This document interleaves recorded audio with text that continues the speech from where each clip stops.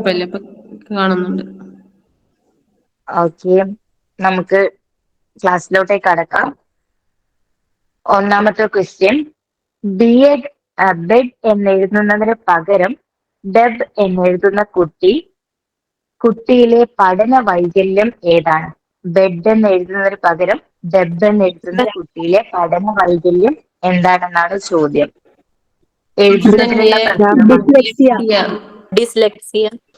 Dysgraphia. എഴുതുന്നതിന് D ആണ്. Dysgraphia. Graphia. Dysgraphia. Okay okay, D option D. ആണ്. അപ്പൊ ഡിസ്ഗ്രാഫിയാണ്. ഡിസ്ലെക്സിയ എന്താണ് മാം? ഡിസ്ലെക്സിയ എന്ന് പറഞ്ഞാൽ റീഡിംഗ് ഡിസബിലിറ്റി ആണ്. ഞാൻ പറയാം, സൗണ്ട് നിങ്ങളൊക്കെ തന്നെ ഇല്ല മൈക്ക് ഓഫ് സാർ ചെയ്തോ. മാഡം. നിങ്ങളെല്ലാവരും മൈക്ക് ഓഫ് ചെയ്തോളൂ, ഞാൻ പറയാം. ഡിസ്ലെക്സിയ എന്ന് പറഞ്ഞു കഴിഞ്ഞാൽ റീഡിംഗ് ഡിസബിലിറ്റി ആണ്. ഡിസ്ലെക്സിയ മീൻസ് റീഡിംഗ് ഡിസബിലിറ്റി ആണ്. ഗ്രാഫിയ എന്ന് പറയുമ്പോൾ എഴുതുന്നതിലുള്ള പ്രശ്നമാണ്. കാൽക്കുലിയ എന്ന് പറയുമ്പോൾ മാത്തമാറ്റിക്സ്, അതിൽ നമ്പർ, അതുമായിട്ട് ബന്ധപ്പെട്ട പ്രശ്നങ്ങളാണ്. ഡിസ്പ്രാക്സിയ എന്ന് പറയുന്നത് മോട്ടോർ ഡിസബിലിറ്റി ആണ്. നമ്മുടെ കായിക പ്രവർത്തനങ്ങൾ ചെയ്യാനുള്ള ഡിസബിലിറ്റിക്കാണ് പ്രാക്സിയ എന്ന് പറയുന്നത്. കാൽക്കുലിയ മാത്തമാറ്റിക്കൽ ഡിസബിലിറ്റി ആണ്. ഗ്രാഫിയ എന്ന് പറയുന്നത് എഴുതുന്നതിനുള്ള ഡിസബിലിറ്റി പ്രാക്സിയ ആണ്. എന്താന്ന് പറഞ്ഞ മാം? മോട്ടോർ ആക്ടിവിറ്റീസിൽ ഉണ്ടാവുന്നതാണ്. കായിക ചാലകമായിട്ട് ബന്ധപ്പെട്ടതാണ്. മാം പ്രയോഗ എന്താണ്? അതെ, പ്രയോഗ വൈകല്യം. കറക്റ്റ് പറയണം. പ്രയോഗ വൈകല്യം. Lexia means reading. അപ്പൊ നിങ്ങൾ കറക്റ്റ് ആയിട്ട് ഓർത്ത സൗണ്ട് ഉണ്ടാവുന്നത്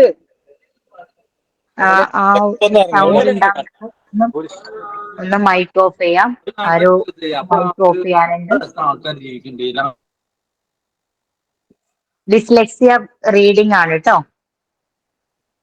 രണ്ടാമത്തെ ചോദ്യം, വൈകാരിക അസ്ഥിരതയുടെ കാലഘട്ടം എന്നറിയപ്പെടുന്നത് ശൈശവം, ആദിബാല്യം, കൗമാര, യൗവനം. വൈകാരിക അസ്ഥിരത കൗമാരമാണ് അല്ലെ? ഓപ്ഷൻ സി കൗമാരമാണ്. അപ്പൊ കൗമാര കാലഘട്ടം 12 മുതൽ 19 വയസ്സ് വരെയാണ് കൗമാര കാലഘട്ടം എന്ന് പറയുന്നത്. കൗമാര കാലഘട്ടത്തെ സ്ട്രെസ്സിന്റെയും സ്ട്രെയിനിന്റെയും അല്ലെങ്കിൽ കൊടുങ്കാറ്റിന്റെയും സ്ട്രെസ്സിന്റെയും കാലം എന്നൊക്കെ വിശേഷിപ്പിക്കുന്നുണ്ട്. അങ്ങനെ വിശേഷിപ്പിച്ച് സ്റ്റാലിൻ ഹാളാണ്. ഓക്കെ, അടുത്തത് ഒന്ന് സൈസ് കൂട്ടും മാം, കാണുന്നില്ല. എന്താണ്? നമ്മുടെ ക്ലാരിറ്റിയിൽ ചെറിയൊരു പ്രശ്നമുണ്ട്, അതുകൊണ്ടാണ് ഞാൻ കറക്റ്റ് ആയിട്ട് വായിച്ചു വരുന്നത്. നമുക്ക് തന്നെ സൂം ചെയ്താൽ മതി. അതെങ്ങനെയാണ്? അതിലൊന്ന് പിൻ ചെയ്ത് സൂം ചെയ്താൽ മതി. ടച്ച് ചെയ്താൽ മതി.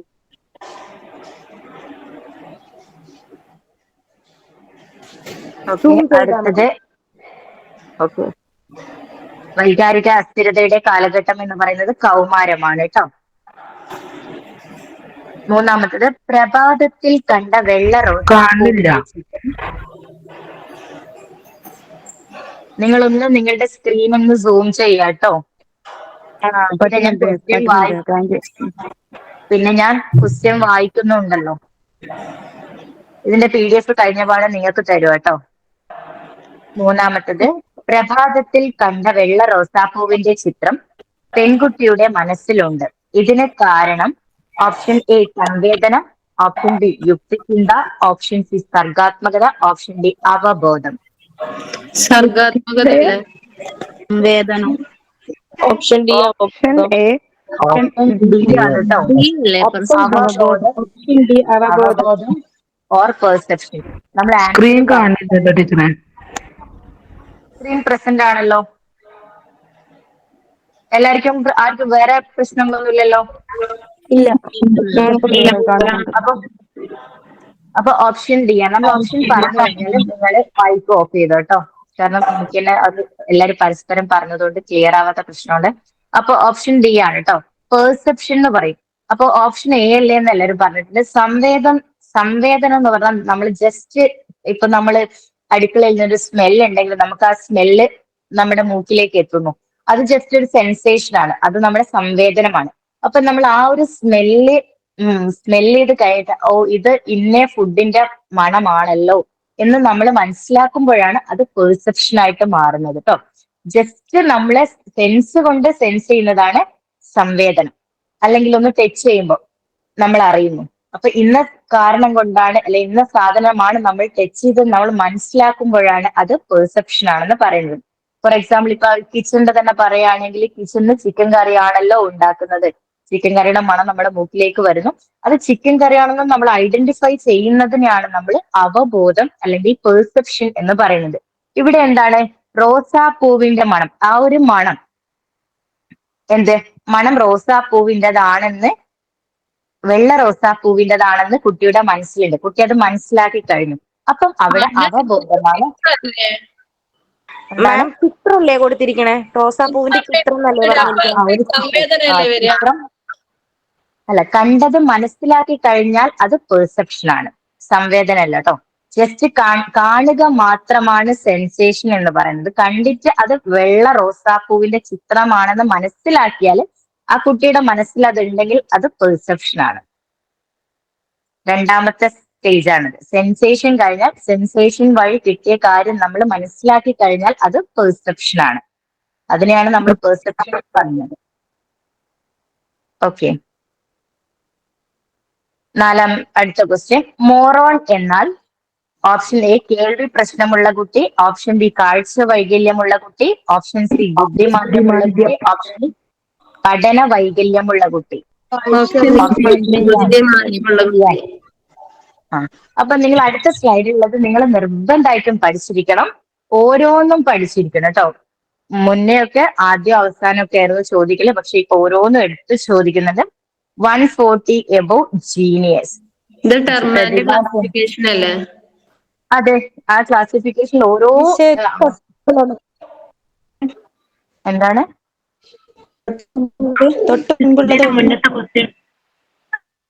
മോറോൺ എന്നാൽ എന്ത്? കേൾവി പ്രശ്നമുള്ള കുട്ടി, കാഴ്ച വൈകല്യമുള്ള കുട്ടി, ബുദ്ധിമാന്ദ്യമുള്ള കുട്ടി, പഠന വൈകല്യമുള്ള കുട്ടി. ബുദ്ധിമാന്ദ്യമുള്ളതാണല്ലോ, മെന്റലി ചാലഞ്ച്ഡ് ചൈൽഡ്. മോറോൺ എന്ന് പറഞ്ഞ ബുദ്ധിമാന്ദ്യത്തെയാണ് നമ്മൾ ഇൻഡിക്കേറ്റ് ചെയ്യുന്നത്. അതില് 140 എബോവ് വരുന്നത് ഗിഫ്റ്റഡ് ആണ്, പ്രതിഭാശാലികൾ. 120 മുതൽ 139 വരെ വെരി സുപ്പീരിയർ അല്ലെങ്കിൽ അതിശ്രേഷ്ഠ ബുദ്ധി. 110 to 119 സുപ്പീരിയർ ഓർ മികച്ചത്. 90 to 109 ആവറേജ് അല്ലെങ്കിൽ ശരാശരി. 80 to 89 ഡൾ, ഇവിടെയും ചോദിച്ചിട്ടുണ്ട്. 70 to 79 ബോർഡർ ലൈൻ. മ്യൂട്ട് ചെയ്യാത്തവരൊന്ന് മ്യൂട്ട് ചെയ്യുക കേട്ടോ. പിന്നെ 70 താഴെയുള്ളവരെ നമ്മൾ മന്ദബുദ്ധികൾ എന്ന് പറയും. 70 താഴെ. അതിന്റെ 3 കാറ്റഗറിയാണ്. സ്ക്രീന് കാണുന്നുണ്ടല്ലോ? ക്ലിയർ ഉണ്ട്.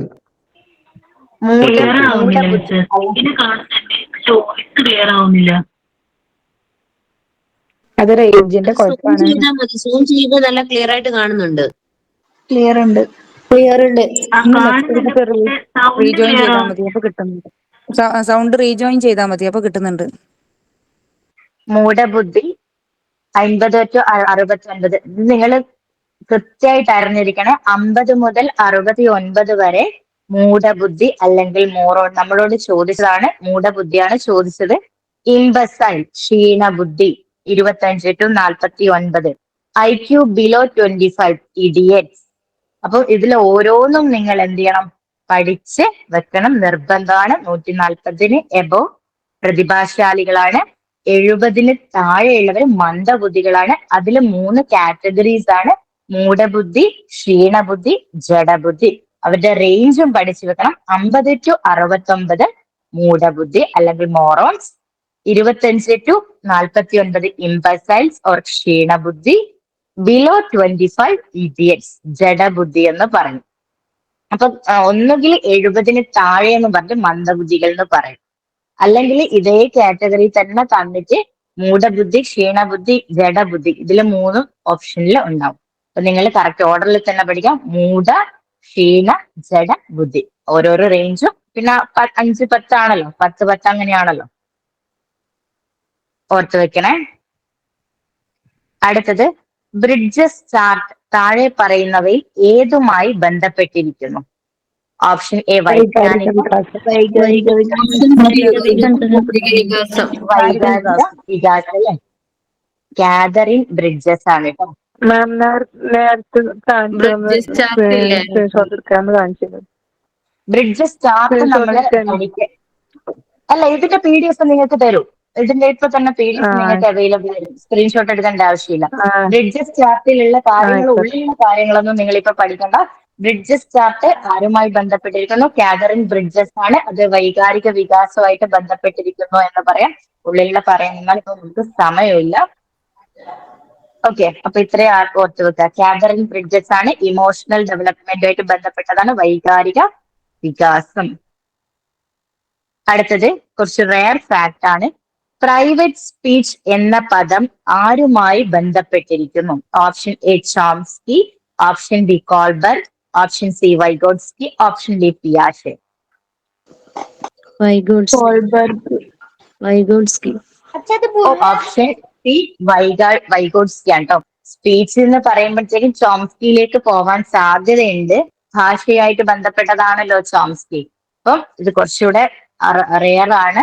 പ്രൈവറ്റ് സ്പീച്ച് വൈഗോട്സ്കി ആണ് കേട്ടോ. ഇപ്പൊ വൈഗോട്സ്കിയുമായിട്ട് ബന്ധപ്പെട്ട കുറച്ച് ഫാക്ടുകളാണ് പറയാൻ പോകുന്നത്. ഒന്ന്, സാമൂഹിക ജ്ഞാന നിർമ്മിതിവാദത്തിന്റെ പിതാവാണ് അല്ലെ, ഫാദർ ഓഫ് സോഷ്യൽ കൺസ്ട്രക്റ്റിവിസം ആണ്. സഹവർത്തിത പഠനം, cooperative learning and collaborative learning, same മീനിങ്ങിൽ തന്നെ അല്ലേ. പിന്നെ സോഷ്യൽ ഇന്ററാക്ഷൻ ആൻഡ് കൾച്ചർ, സാമൂഹികവും സാംസ്കാരികവുമായിട്ടുള്ള ഇന്ററാക്ഷൻ ആരുടേതാണ്? വൈഗോട്സ്കിയുടേതാണ്. പിന്നെ very important, more knowledgeable others, ആരാണ്? വൈഗോട്സ്കി ആണ്.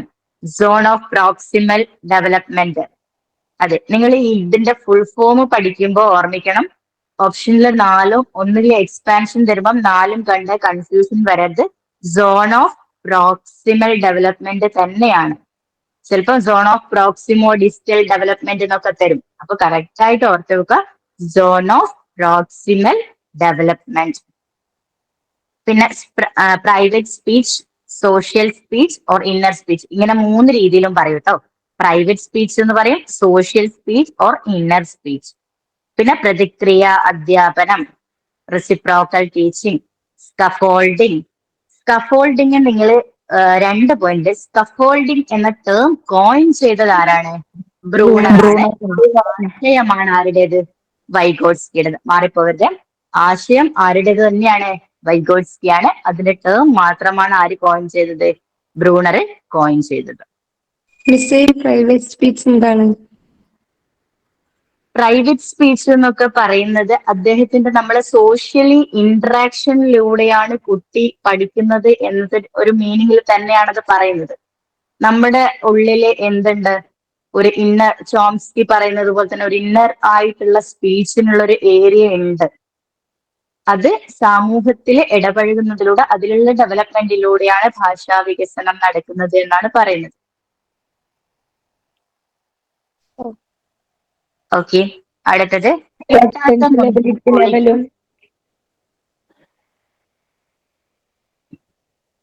നിങ്ങൾ ഡൗട്ട് ഉണ്ട് ഒന്ന് നോട്ട് ചെയ്ത് വെച്ചു, നമുക്ക് ലാസ്റ്റ് പറയാം കേട്ടോ. അടുത്തത് കിട്ടാത്ത മുന്തിരി പൊളിക്കും എന്ന് അഡ്ജസ്റ്റ്മെന്റ് മെക്കാനിസം ഏതാണ്? പ്രക്ഷേപണം,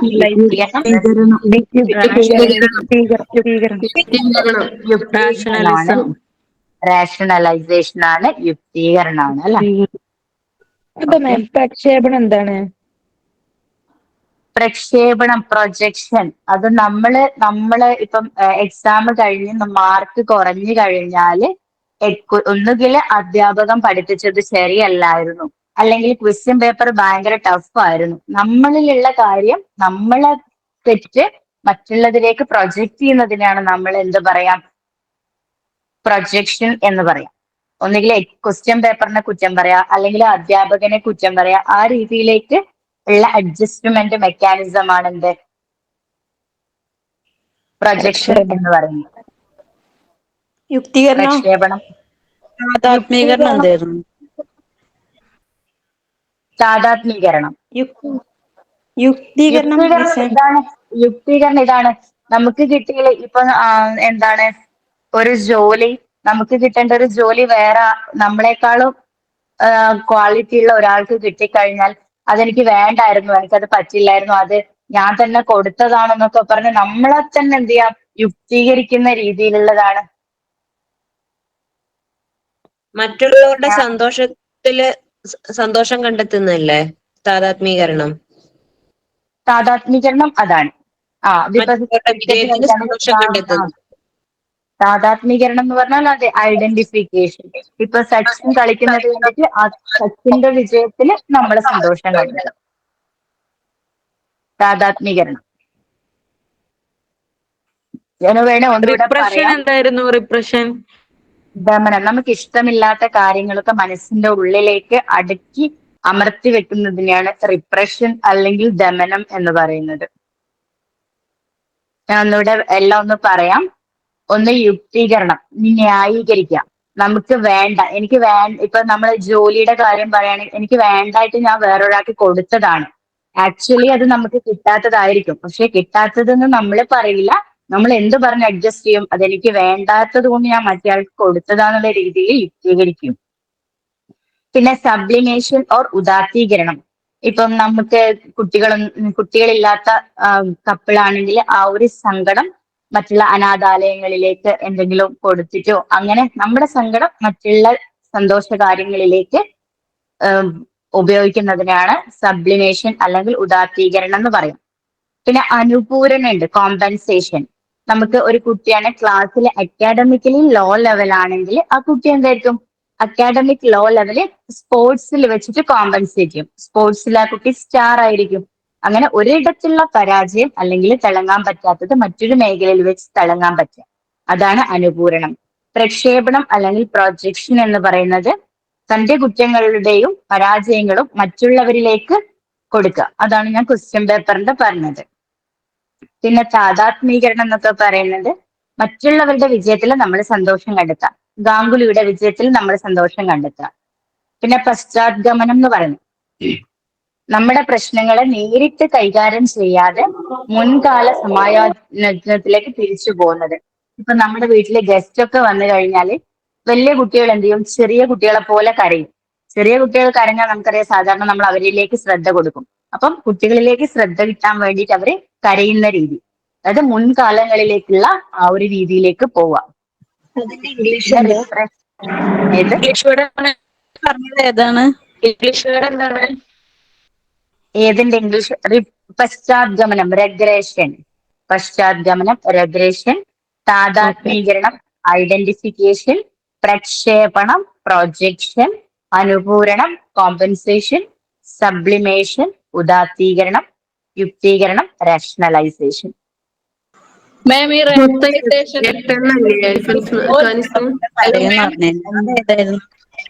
ഏതാണ് മെയിനായിട്ട് ചോദിക്കുന്നത്? അത് റെഗ്രഷൻ ആണ്. കുട്ടികളെ പോലെ കരയുന്നത് റെഗ്രഷൻ ആണ്. ഇത് മൊത്തം 8 8 ഞാൻ വേണ്ടത് മെയിനായിട്ട് ചോദിക്കുന്നത് നിങ്ങൾക്ക് പറഞ്ഞു തന്നിട്ടുണ്ട് കേട്ടോ. മാം ഈ റാഷണലൈസേഷന്റെ സോർ ഗ്രേപ്പിസത്തിന്റെ കൂടെ സ്വീറ്റ് ലെമണിസം അങ്ങനെ ഒരു ആശയം കൂടെ ഇല്ലേ? അതെ, ഉണ്ട്. സ്വീറ്റ് ലെമണിസം, മധുരിക്കുന്ന നാരങ്ങ എന്ന് പറയുന്ന ഒരു ആശയം കൂടി ഉണ്ട്. പുളിക്കുന്ന മുന്തിരി അല്ലെങ്കിൽ മധുരിക്കുന്ന നാരങ്ങ, സ്വീറ്റ് ലെമണിസം. അതേതിലാ? റാഷണലൈസേഷൻ, യുക്തീകരണം. ഇതൊക്കെ എപ്പോഴും ഓരോ ചോദ്യം ഈ ഏരിയ എന്നൊക്കെ ഉണ്ടാവും കേട്ടോ. അടുത്തത് എറിക് എറിക്സന്റെ അഭിപ്രായത്തിൽ ഒരു വ്യക്തിയിൽ ഐഡന്റിറ്റി വേഴ്സ് റോൾ കൺഫ്യൂഷൻ ഉണ്ടാകുന്ന പ്രായം ഏതാണ്? 12 മുതൽ 18 വരെ. 3 മുതൽ 5, 18 മുതൽ 40, 5 മുതൽ 12 വരെ. 12 മുതൽ 18 വരെ. 12 മുതൽ 18 വരെ. 12 മുതൽ 18. നിങ്ങള് ആ സ്റ്റേജ് കറക്റ്റ് ആയിട്ട് പഠിക്കണം. ഫസ്റ്റ് സ്റ്റേജിൽ ഉണ്ടാകുന്ന കാര്യം എന്ന് പറഞ്ഞാൽ വിശ്വാസം വേഴ്സ് അവിശ്വാസം, ട്രസ്റ്റ് വേഴ്സ് മിസ്ട്രസ്റ്റ്, ഒരു കുട്ടിയില് ആദ്യം ഉണ്ടാകുന്നത് എറിക്സന്റെ സ്റ്റേജ് പ്രകാരം പ്രാഥമിക വിശ്വാസം അവിശ്വാസം. പിന്നെ 1 മുതൽ 3 വരെയാണെങ്കിൽ സ്വാശ്രയത്വം, ജാളിത്യം. സ്വാശ്രയത്വ ജാളിത്യം ഓർ സംശയം. Autonomy versus shame and doubt. നിങ്ങൾ ഓരോ സ്റ്റേജും 4 സ്റ്റേജ്, ഇതിൽ 8 സ്റ്റേജിൽ 4 സ്റ്റേജ് ഇമ്പോർട്ടന്റ് ആണ് നമുക്ക്. പിന്നെ ഇത് രണ്ടും നമുക്ക് ചോദിക്കാം. പിന്നെ 3 to 6 മുൻകൈ എടുക്കൽ, കുറ്റബോധം. 3 മുതൽ 6 വയസ്സ് എന്ന് പറയുമ്പം അത് ഏത് സ്റ്റേജാ വരിക? പ്രീ പ്രൈമറി സ്റ്റേജ് ആണല്ലോ.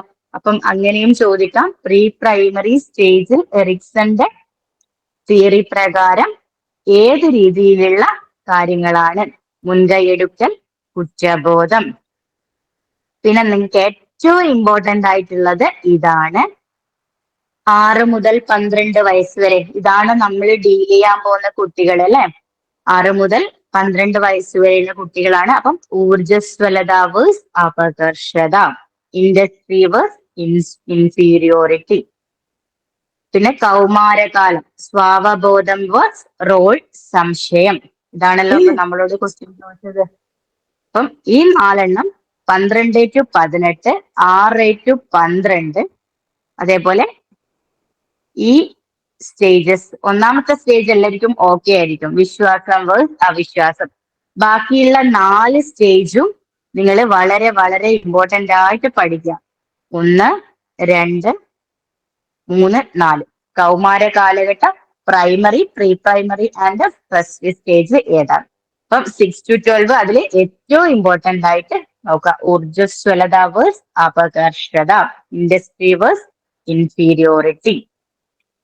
ഓക്കെ, ഇതിന്റെ ആഴത്തിലേക്കൊന്നും നമ്മൾ പോകുന്നില്ല. അടുത്ത ക്വസ്റ്റ്യൻ. എല്ലാ ഉണ്ടല്ലോ, അത് ഏത് പ്രായം? എന്താണ്? ബാത്റൂം ട്രെയിനിങ്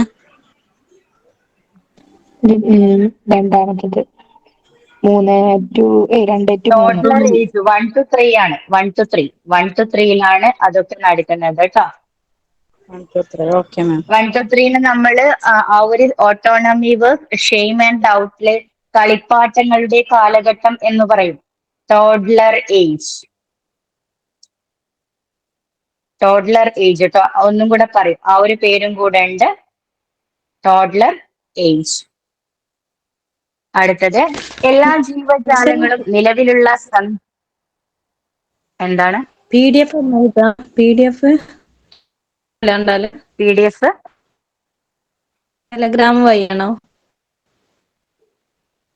ടെലഗ്രാം വഴി തരാം, വാട്സാപ്പ് വഴി ചെയ്യാം.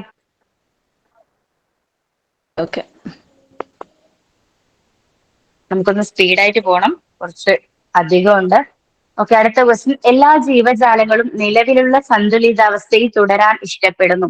ഈ ആശയം അവതരിപ്പിച്ചത് ആര്? സന്തുലിതാവസ്ഥ, ഇക്വിലിബ്രിയം എന്ന് കാണുമ്പോൾ തന്നെ നമുക്ക് ആരോർമ്മ വരണം? ഓപ്ഷൻ ബി,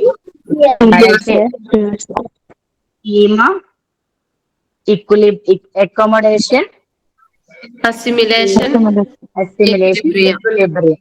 ഓക്കെ, അടുത്തത്, ചങ്കിങ് എന്ന പദം താഴെ കൊടുത്തിരിക്കുന്നവയിൽ ഏതുമായി ബന്ധപ്പെട്ടിരിക്കുന്നു? ചങ്കിങ്, ശ്രദ്ധ, ഓർമ്മ, ചിന്ത, വികാരം. ഓപ്ഷൻ ബി ഓർമ്മയാണ് കേട്ടോ. മെമ്മറിയുമായിട്ട് ബന്ധപ്പെട്ടതാണ് ചങ്കിങ് എന്ന് പറയുന്നത്. അപ്പൊ നിങ്ങൾ ഓർത്ത് വെക്കാം, according to the 4 main elements involve the memory. മെമ്മറിയിലുള്ള 4 ഘടകങ്ങൾ, ഇത് ഓർഡർ ചെയ്യാൻ വരാം. Learning, retention, recall, recognition. ഇത് തന്നിട്ട് അതിന്റെ ഓർഡറിൽ ചെയ്യാൻ പറയാം. ആദ്യം പഠിക്കണം അല്ലെ, പിന്നെ അത് നിലനിർത്തണം, പുനഃസ്മരണ, റെക്കഗ്നിഷൻ, തിരിച്ചറിവ്. ഇത് 4ഉം ഒരേ ഓർഡറിൽ തന്നെ പഠിക്കുക. അതിലെടുത്ത് ചോദിച്ചൊന്നാണ്, സ്മരണയ്ക്ക് അല്ലെങ്കിൽ ഓർമ്മയ്ക്ക് ആവശ്യം വേണ്ട പ്രാഥമിക ഘടകം ഏതാണെന്ന് ചോദിച്ചു. അത് ലേണിംഗ് ആണ് കേട്ടോ. Primary condition for learning is dash. Learning ആണ്, പഠനമാണ്. പിന്നെ ഇത് ഓർഡറിൽ തന്നെ പഠിക്കണേ, ഓർഡർ ചെയ്യാൻ ചോദിക്കാം. അതേപോലെ സ്റ്റേജസ് ഓഫ് മെമ്മറി പ്രോസസ്സിംഗ്. ഒന്നാമത്തത് എൻകോഡിംഗ്, സ്റ്റോറേജ്, റിട്രീവൽ. എൻകോഡിംഗ് എന്ന് പറഞ്ഞാൽ ആലേഖനം എന്ന് പറഞ്ഞാൽ ഇപ്പൊ നമ്മൾ ക്ലാസ്സിൽ എടുക്കുന്ന കാര്യങ്ങൾ എല്ലാ കുട്ടികളും ഒരുപോലെ ആയിരിക്കില്ല മെമ്മറിയിലേക്ക് സൂക്ഷിക്കുക. ചിലർ നമ്മൾ ബോർഡിൽ ചിത്രം വരച്ചാണ് ക്ലാസ് എക്സ്പ്ലെയിൻ ചെയ്തതെങ്കിൽ ആ ചിത്രമായിരിക്കും ചില കുട്ടികളുടെ മൈൻഡിൽ ഉണ്ടാവുക. ചിലരാണെങ്കിൽ അത് ടീച്ചർ പറഞ്ഞ കാര്യങ്ങളായിരിക്കും, ഓഡിറ്ററി കാര്യങ്ങളായിരിക്കും മനസ്സിലുണ്ടാവുക. അതെങ്ങനെയാണ് എന്നുള്ള കാര്യമാണ് ആലേഖനത്തിൽ വരുന്നത്. രണ്ടാമത്തത് സ്റ്റോറേജ്. ആ കിട്ടിയ കാര്യങ്ങൾ സ്റ്റോർ ചെയ്യണ്ടേ, ഷോർട്ട് ടേം മെമ്മറിയിലേക്കും റിപ്പിറ്റേഷൻ വഴി അത് ലോങ് ടേം മെമ്മറിയിലേക്കും മാറ്റുന്ന പ്രോസസ്സാണ് രണ്ടാമത്തത് സ്റ്റോറേജ്. തേർഡ് റിട്രീവൽ ഓർ പുനഃസൃഷ്ടി. അത് ആവശ്യാനുസരണം എക്സാം ആയിക്കോട്ടെ, നമ്മുടെ കാര്യം നമ്മൾ ഒരുപാട് കുറച്ചു കാലമായി പഠിക്കുന്ന അല്ലെ, അപ്പൊ നമ്മൾ പഠിച്ചു, അത് ഓർമ്മയിൽ സൂക്ഷിച്ചു, ഇനി മറ്റന്നാൾ എക്സാം വരുമ്പോൾ നമ്മൾ എന്ത് ചെയ്യണം, അത് റിട്രീവ് ചെയ്യണം അല്ലെ. അപ്പൊ ഇതാണ് നമ്മുടെ കാര്യം തന്നെ ആലോചിച്ചാൽ മതി. പഠിച്ചു, സംഭരിച്ചു, അത് റിട്രീവ് ചെയ്യണം. This is the memory processing stage. Okay, ഇതും എന്ത് ചെയ്യണം, ഓർഡറിൽ തന്നെ പഠിക്കണേ. Encoding, storage, retrieval. പിന്നെ അല്ലെങ്കിൽ 4 സ്റ്റേജ് തന്നിട്ട് മെമ്മറിയുടെ പ്രോസസ്സിംഗ് സ്റ്റേജിൽ അല്ലാത്തത് എന്ന് ചോദിക്കാം. വേറെ ഒന്നുകൂടെ തന്നിട്ട് അല്ലാത്തത് ഏതെന്നും ചോദിക്കാം. പിന്നെ നമ്മൾ ഇപ്പൊ പറഞ്ഞത് ചങ്കിങ്. ചങ്കിങ് എന്ന് പറഞ്ഞാല് സംഖ്യകള് നമ്മുടെ ഓർമ്മയിൽ നിലനിർത്താൻ സഹായിക്കുന്ന രീതിയാണ് ചങ്കിങ്. എക്രോണിക്സ്. ഒരു കൂട്ടം പദങ്ങളിൽ ഓരോന്നിനെയും ആദ്യാക്ഷരങ്ങൾ കൂട്ടിച്ചേർത്ത് വിബ്ജിയോർ ഓർമ്മിച്ചാൽ മതി. എക്രോണിക്സിന് വിബ്ജിയോർ. അതായത് ഓർമ്മയിൽ സൂക്ഷിക്കാനുള്ള തന്ത്രങ്ങളാണ് ഇതൊക്കെ പറഞ്ഞത്. ചങ്കിങ്, അക്രോണിക്സ്, ന്യൂമോണിക്സ് ഒക്കെ കേട്ടോ. അടുത്തത് കോൾബർഗിന്റെ അഭിപ്രായത്തിൽ സാമൂഹിക മാനദണ്ഡങ്ങൾക്കനുസരിച്ച് ധാർമ്മികതയെ ഒരു വ്യക്തിക്ക് വിലയിരുത്താൻ കഴിയുന്ന പ്രായം. ഓപ്ഷൻ എ 13 മുകളിൽ, ഓപ്ഷൻ ബി 4 മുതൽ 10 വയസ്സ് വരെ, ഓപ്ഷൻ സി 10 മുതൽ 13 വയസ്സ് വരെ, ഓപ്ഷൻ ഡി 4 വയസ്സിൽ താഴെ.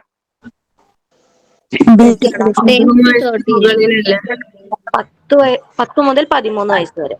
ഓപ്ഷൻ സി ആണ് കേട്ടോ, 10 മുതൽ 13. തെറ്റേതാണ് ശരിയേതാണെന്ന് തിരിച്ചറിഞ്ഞ് പ്രവർത്തിക്കാൻ ഉള്ള കഴിവ് കുട്ടികളിൽ ഡെവലപ്പ് ചെയ്യുന്നത് 10 to 13 വയസ്സ് വരെയാണ്. അടുത്തത് പ്രോഗ്രാമിംഗ് ലേണിംഗ് ആരുടെ പഠന സിദ്ധാന്തത്തെ ആസ്പദമാക്കിയുള്ളതാണ്? സ്കിന്നർ. ഓക്കെ. അടുത്തത് ഇന്റലിജൻസ് ടെസ്റ്റിനെ കുറിച്ചാണ് പറയുന്നത്. Intelligence test, father of intelligence ആരാ? ആൽഫ്രഡ് ബിനെ ആണ്.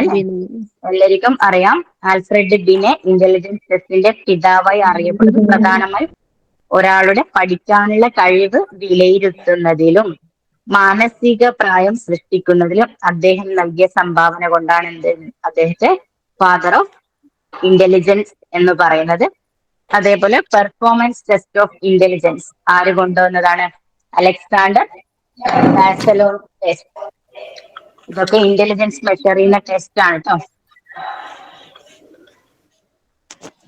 പിന്നെ ഇത് നിങ്ങൾ ഓർത്തു വെക്കണേ, ബുദ്ധിമാപനത്തിനുള്ള പ്രകടന ശോധകം. നമ്മള് ബുദ്ധി അളക്കുന്നതിനുള്ള നമ്മള് സിമാറ്റിക് അപ്പർസെപ്ഷൻ ടെസ്റ്റ്, പേഴ്സണാലിറ്റി അളക്കാൻ വേണ്ടിയിട്ടുള്ള കുറച്ച് ടെസ്റ്റുകളില്ലേ, അതേപോലെ ബുദ്ധി അളക്കാനുള്ള ചോദിച്ച ക്വസ്റ്റ്യൻ ആണ്. പിൻഡർ പാറ്റേഴ്സൺ പ്രകടന മാപിനി or Pintner Paterson performance scale, ആർദറുടെ പ്രകടന മാപിനി or Arthur's test for small children, ബാറ്റിയുടെ പ്രകടന ശോധകം, വെഷ്ലർ ബെല്ലവ്യൂ ബുദ്ധിമാപനം. അപ്പൊ ഇതിന്റെ പേര് മാത്രം നിങ്ങൾ ഓർത്തു വെച്ചാൽ മതി. ഇത് ഏതുമായി ബന്ധപ്പെട്ടിരിക്കുന്നു എന്നാണ് ക്വസ്റ്റ്യൻ വരിക. അപ്പൊ എന്താണ്? ബുദ്ധിമാപനം ഓർ ഇന്റലിജൻസ്. ഇന്റലിജൻസ് ടെസ്റ്റുമായിട്ട് ബന്ധപ്പെട്ടതാണ് എന്ന് ഓർക്കുക. അതിൽ നിങ്ങൾക്ക് പേഴ്സണാലിറ്റി മെഷർ ചെയ്യാനുള്ള ടെസ്റ്റും കൂടെ തരും. അല്ലെങ്കിൽ അതിൽ പെടാത്തത്, പെട്ടത് അങ്ങനെയൊക്കെ ചോദിക്കാം. അപ്പൊ നിങ്ങൾ ഓർത്തു വെക്കുക, കറക്റ്റ് ആയിട്ട് ഓർത്തു വെക്കുക. ബുദ്ധിമാപനം ഇന്റലിജൻസുമായിട്ട് ബന്ധപ്പെട്ടതാണ് ഇത് എന്ന് ഓർത്തു വെക്കുക. ഇയർ ഒന്നും പഠിച്ചിട്ടില്ലേ പ്രശ്നമില്ല, ഇയർ ഒന്നും ആവശ്യമില്ല, പക്ഷെ പേര് കറക്റ്റ് ആയിട്ട് നിങ്ങൾ ഓർത്തു വെക്കുക.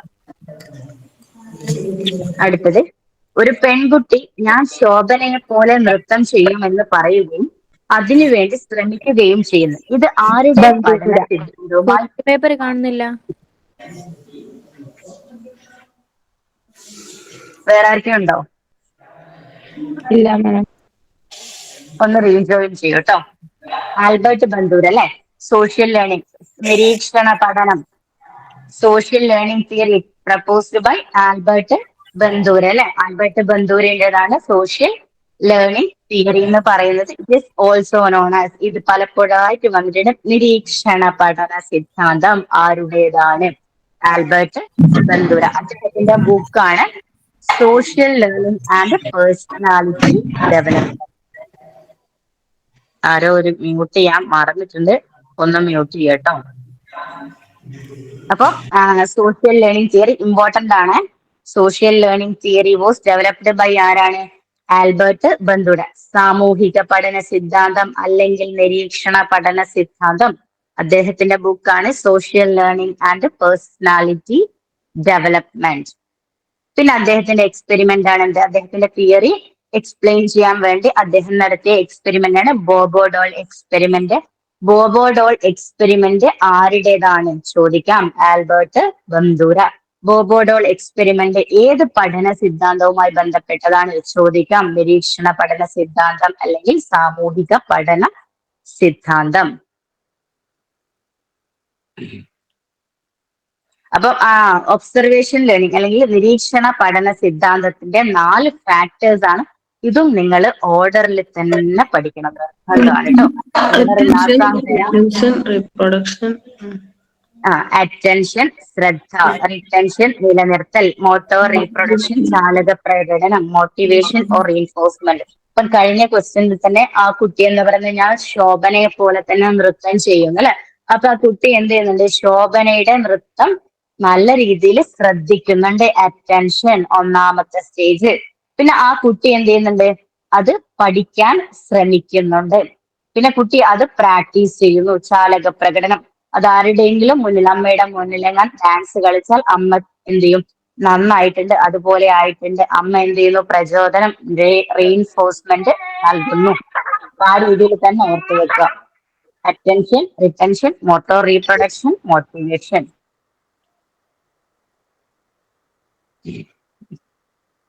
അടുത്തത് basic principles of social learning. ഇതില് പ്രിൻസിപ്പിൾ അല്ലെങ്കിൽ തത്വങ്ങൾ എന്ന് പറയും. ബേസിക് പ്രിൻസിപ്പിൾ ഏതൊക്കെയാണെന്നാണ്? പ്രത്യക്ഷ പ്രബലനം, ഡയറക്റ്റ് റീഇൻഫോഴ്സ്മെന്റ്, അല്ലെങ്കിൽ ആദേശിത പ്രബലനം ഓർ ബദലായ ദൃഢീകരണം, സെൽഫ് അഡ്മിനിസ്ട്രേറ്റഡ് റീഇൻഫോഴ്സ്മെന്റ്. അപ്പൊ എന്താണ് ഡയറക്റ്റ് എന്ന് പറഞ്ഞാൽ? എന്താണ്? ഒരാള് നമ്മോട് പറയണം. ഇപ്പൊ നമ്മള് ക്ലാസ്സിൽ നന്നായി പെർഫോം ചെയ്ത് കഴിഞ്ഞാൽ നമ്മളോട് ടീച്ചർ പറയാണ് വെരി ഗുഡ് എന്ന് പറയാണ്. It's A direct reinforcement or പ്രത്യക്ഷ പ്രബലനം അല്ലെ. അല്ലെങ്കിൽ നമ്മളിപ്പം അടുത്തത് ആദേശിത പ്രബലനം എന്ന് പറഞ്ഞാൽ വികാരിയസ് റീഇൻഫോഴ്സ്മെന്റ്. അതായത് നമ്മുടെ അടുത്തിരിക്കുന്ന കുട്ടി നന്നായിട്ട് ഹാൻഡ് റൈറ്റിംഗ് ഒക്കെ നന്നായിട്ട് ചെയ്യും, നല്ല ഹാൻഡ് റൈറ്റിംഗ് ആണ്. അപ്പൊ ആ ഹാൻഡ് റൈറ്റിംഗ് കാരണം ടീച്ചർ എന്താണ്? ടീച്ചർ കുട്ടിയെ അഭിനന്ദിക്കുന്നു, പ്രോത്സാഹന സമ്മാനങ്ങൾ കൊടുക്കുന്നു. അപ്പൊ നമ്മള് അത് കണ്ടിട്ട് നമ്മൾ എന്ത് ചെയ്യാണ്? മോട്ടിവേറ്റഡ് ആണ്. ഈ കുട്ടി നന്നായിട്ട് എഴുതിയത് കൊണ്ടാണ് ടീച്ചർ എന്ത് ചെയ്തത്? പ്രബലനം അല്ലെങ്കിൽ മോട്ടിവേഷൻ നൽകിയത്. അത് പ്രചോദനമായിട്ട് നമ്മളും ഹാൻഡ് റൈറ്റിംഗ് നന്നാക്കാൻ ശ്രമിക്കുന്നതിനെയാണ് നമ്മൾ എന്താ പറയാ? വികാരിയസ്, ആദേശിതം. ഒരാളുടെ കണ്ടിട്ട് നമ്മൾ എന്ത് ചെയ്യണം? പ്രചോദിക്കപ്പെടുകയാണ്. അതാണ് വികാരിയസ് റീഇൻഫോഴ്സ്മെന്റ് എന്ന് പറയുന്നത്. ദെൻ സെൽഫ് അഡ്മിനിസ്ട്രേറ്റഡ് റീഇൻഫോഴ്സ്മെന്റ്, അത് നമ്മൾ ഇന്റേണൽ മോട്ടിവേഷൻ എന്നൊക്കെ പറയാം. നമുക്ക് തന്നെ ഇപ്പം നമ്മൾ ഒരു നല്ലോണം ക്രിക്കറ്റ് കളിക്കുന്ന ഒരാൾ, സച്ചിൻ ഇങ്ങനെ നല്ലോണം ക്രിക്കറ്റ് കളിക്കുന്നതായിട്ട് നമുക്കും തോന്നാണ് എനിക്കും അങ്ങനെ കളിക്കണം. അപ്പൊ നമ്മൾ എന്താണ്? ഗ്രൗണ്ടിൽ പോയിട്ട് പ്രാക്ടീസ് ചെയ്ത് കുറെ പ്രാക്ടീസിലൂടെ നമ്മളും ആ ഒരു ലെവലിലേക്ക് എത്തുന്നുണ്ട് നമുക്ക് തന്നെ തോന്നാം. അതിനാണ് എന്ത് പറയുന്നത്? സെൽഫ് അഡ്മിനിസ്ട്രേഡ് റീഇൻഫോഴ്സ്മെന്റ് എന്ന് പറയും. അപ്പൊ ഈ വികാരിയസ് റീഇൻഫോഴ്സ്മെന്റ് എടുത്ത് ചോദിച്ചിട്ടുണ്ട് കേട്ടോ. മറ്റൊരാളുടെ കണ്ടിട്ട് നമ്മൾ മോട്ടിവേറ്റഡ് ആവുന്നതിനെയാണ് നമ്മൾ വികാരിയസ് അല്ലെങ്കിൽ ആദേശിത പ്രബലനം എന്ന് പറയും. പ്രത്യക്ഷ പ്രബലനം ഒന്നും കൂടി പറയോ? പ്രത്യക്ഷം എന്ന് പറഞ്ഞാൽ ക്ലാസ്സിൽ നമ്മൾ പാട്ട് പാടി. അമ്മുണ്ട് നടക്കോ? മൈക്ക് ഓഫ് കേട്ടോ. ഒന്ന് മൈക്ക് ഓഫ് ചെയ്യാം. ആളറിയുന്നുണ്ടാവില്ല, അതുകൊണ്ടായിരിക്കാം. ഓക്കെ. അപ്പൊ ഒന്ന് പ്രത്യക്ഷ പ്രബലനം എന്ന് പറഞ്ഞാൽ ഡയറക്റ്റ് ആയിട്ട് നമുക്ക് ക്ലാസ്സിൽ നിന്ന് കിട്ടുന്ന റീഇൻഫോഴ്സ്മെന്റ് ആണ്. നമ്മളൊരു കാര്യം ചെയ്യും, നല്ല പാട്ട് പാടി, യെസ് നമുക്ക് സമ്മാനം കിട്ടുന്നു, അത് ഡയറക്റ്റ് ആണ്. അടുത്തത് ആദേശിതം, മറ്റൊരാൾക്ക് കിട്ടുന്നത് കണ്ടിട്ട് അങ്ങനെ ഞാനും ചെയ്താൽ എനിക്ക് കിട്ടുമല്ലോ. അപ്പൊ നമ്മൾ എന്ത് ചെയ്യുന്നു? നന്നാക്കാൻ ശ്രമിക്കുന്നു, ഹാൻഡ് റൈറ്റിംഗ് ഒക്കെ നന്നാക്കാൻ ശ്രമിക്കുന്നു. പിന്നെ മറ്റേതാണ് സെൽഫ് അഡ്മിനിസ്ട്രേഡ്. ഒരാൾ കളിക്കുന്നത് കണ്ടിട്ട് അങ്ങനെ കളിച്ചാൽ എനിക്കും പറ്റും. അപ്പൊ നമ്മൾ പ്രാക്ടീസ് ചെയ്ത് എന്ത് ചെയ്യുന്നു? നമ്മുടെ നില ഡെവലപ്പ് ആക്കുന്നു. അതായത് വികാരിയസ് റീഎൻഫോഴ്സ്മെന്റ് എടുത്ത് ചോദിച്ചതാണ്. മറ്റൊരാളുടെ പെരുമാറ്റവും അതിന്റെ ഭവിഷ്യത്തുകളും കണ്ട് മനസ്സിലാക്കി സ്വന്തം രീതികളിൽ വ്യത്യാസമുണ്ടാക്കി അതിനെ ഊട്ടിയുറപ്പിക്കുകയും ചെയ്യുന്നതിനെ ബദലായ ദൃഢീകരണം അല്ലെങ്കിൽ വികാരിയസ്. അതായത് അയാള് കളിക്കുന്നത് കണ്ടും അയാളെ നല്ല കളിയാണ് അല്ലെ, അപ്പൊ നമ്മുടെ പോരായ്മകളൊക്കെ മനസ്സിലാക്കി നമ്മളുടെ രീതികളിലും വ്യത്യാസം ഉണ്ടാക്കി നമ്മുടെ കളികളും എന്ത് ചെയ്യുന്നു? ബെറ്റർമെന്റ് ആക്കുന്നു. അതിനെയാണ് നമ്മൾ വികാരിയസ് റീഎൻഫോഴ്സ്മെന്റ് എന്ന് പറയട്ടോ. ഇത് വായിച്ചു നോക്കണേ രണ്ടും. അടുത്തത് പേഴ്സണൽ ഡിസ്പൊസിഷൻ എന്ന പദം ആദ്യമായി ഉപയോഗിച്ചത് ആര്? ഓപ്ഷൻ എ കാറ്റിൽ, ആൽപോർട്ട്, ഐസൻ, ക്രഷ്മർ. കുറച്ച് റെയർ ഫാക്ട് ആണ്. പേഴ്സണൽ ഡിസ്പൊസിഷൻ ഓപ്ഷൻ എ ആണ് കേട്ടോ. കാറ്റിലാണ് പേഴ്സണൽ ഡിസ്പൊസിഷൻ എന്ന പദം ആദ്യമായിട്ട് കോയിൻ ചെയ്തത്. അടുത്തത് MKO എന്ന പദം നിർദ്ദേശിച്ചത് പറയോ ഇപ്പൊ പറഞ്ഞത്? മാം പേഴ്സണൽ ഡിസ്പൊസിഷൻ. നിങ്ങൾ എക്സാമിന് പോയാൽ എന്തായാലും ഒരു 1-2 റെയർ ക്വസ്റ്റ്യൻസും നമുക്ക് പ്രതീക്ഷിക്കാം കേട്ടോ. എല്ലാം നമ്മൾ കണ്ട് ഏരിയെന്നാണെന്ന് വാശി പിടിക്കാനും നമുക്ക് പറ്റില്ല. 1-2 റെയർ ഫാക്ടുകളും നമുക്ക് പ്രതീക്ഷിക്കാം. അങ്ങനെയുള്ള ഒരു റെയർ ഫാക്ട് ആണ് ഇത്, കാറ്റിലിന്റെ പേഴ്സണൽ ഡിസ്പൊസിഷൻ. കാറ്റിൽ ആൽപോർട്ട് അല്ല, ആൽപോർട്ട് അല്ലേ മിസ്? ആൽപോർട്ട് എന്നല്ല കാറ്റിലാണ് പഠിച്ചത്. കേട്ടോ പേഴ്സണൽ ഡിസ്പൊസിഷൻ. കാറ്റിൽ ആണെന്നാണ് ഞാൻ നോക്കിയിട്ട് ഇപ്പൊ തന്നെ പറയാം. സവിശേഷതകൾ, ആൽപോർട്ട് ആണ് കാറ്റ്. അത് മറ്റേ ഈ റിവേഴ്സ്ഡ് ആൻസർ കീ വന്നപ്പോ ആൽപോർട്ട് ആണെന്ന് തോന്നുന്നു. ഞാനിപ്പോ തന്നെ ഗ്രൂപ്പിൽ ഒന്ന് മാറ്റാം. കാറ്റിൽ നിന്നാണ് നമുക്ക് തോന്നുന്നത്. ഈ ഫ്ലൂയിഡ് ഇന്റലിജൻസും സോളിഡ് അത് പറയുന്ന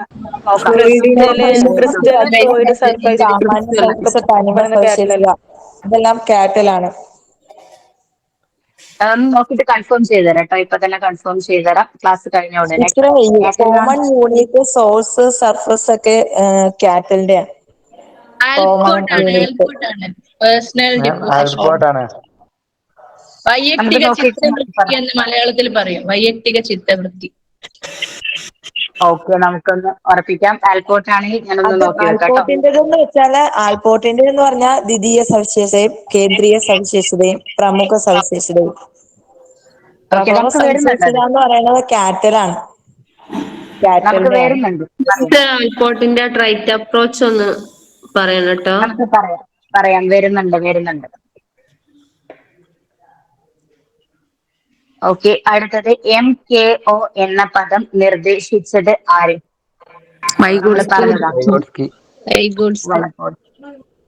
അടുത്തത് അബ്രഹാം മാസ്ലോയുടെ ആവശ്യങ്ങളുടെ ശ്രേണിയിൽ ഏറ്റവും ഉയർന്നത് ഏത്? ആത്മസാക്ഷാത്കാരം.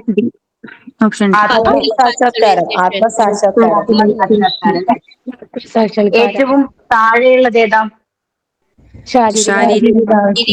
അപ്പം ശാരീരികവും ഏറ്റവും ഉയർന്നതും നിങ്ങൾ നിർബന്ധമായിട്ട് മനസ്സിലാക്കണം. പക്ഷെ ഇപ്പൊ എന്ത് ചോദിക്കുന്നുണ്ട്? രണ്ടിനെയും ഇടയ്ക്ക് വരുന്നത് ഏതാണെന്ന് ചോദിക്കുന്നില്ല. ശാരീരിക ആവശ്യങ്ങൾക്കും മാനസിക ആവശ്യങ്ങൾക്കും ഇടയ്ക്ക് വരുന്നത് ഏതാണ്? അല്ലെങ്കിൽ സുരക്ഷാ ആവശ്യങ്ങൾക്കും ആദരിക്കപ്പെടാനുള്ള ആഗ്രഹങ്ങൾക്കും ഇടയിൽ വരുന്നത് ഏതാണെന്ന് ചോദിക്കുന്നത്. അപ്പൊ എല്ലാം എന്താണ് ഇമ്പോർട്ടന്റ്? ശാരീരിക ആവശ്യങ്ങള്, സുരക്ഷാ ആവശ്യങ്ങള്, പിന്നെ മാനസിക സ്നേഹവും അതൊക്കെ, പിന്നെ ആദരിക്കപ്പെടാനുള്ള ആഗ്രഹം, ആത്മ സാക്ഷാത്കാരം. രണ്ടും എന്ത് ചെയ്യാ? ലാസ്റ്റും ഫസ്റ്റും ഇമ്പോർട്ടന്റ് ആയിട്ട് ഓർത്തു വെക്കുക. പിന്നെ എല്ലാം ഓർത്തു വെക്കേണ്ടത് തന്നെയാണ്. അടുത്തത് ചിൽഡ്രൻസ് എന്നാണ് കേട്ടോ. ചിൽഡ്രൻസ് അപ്പർസെപ്ഷൻ ടെസ്റ്റ് നിർമ്മിച്ചത് ആരാണ്?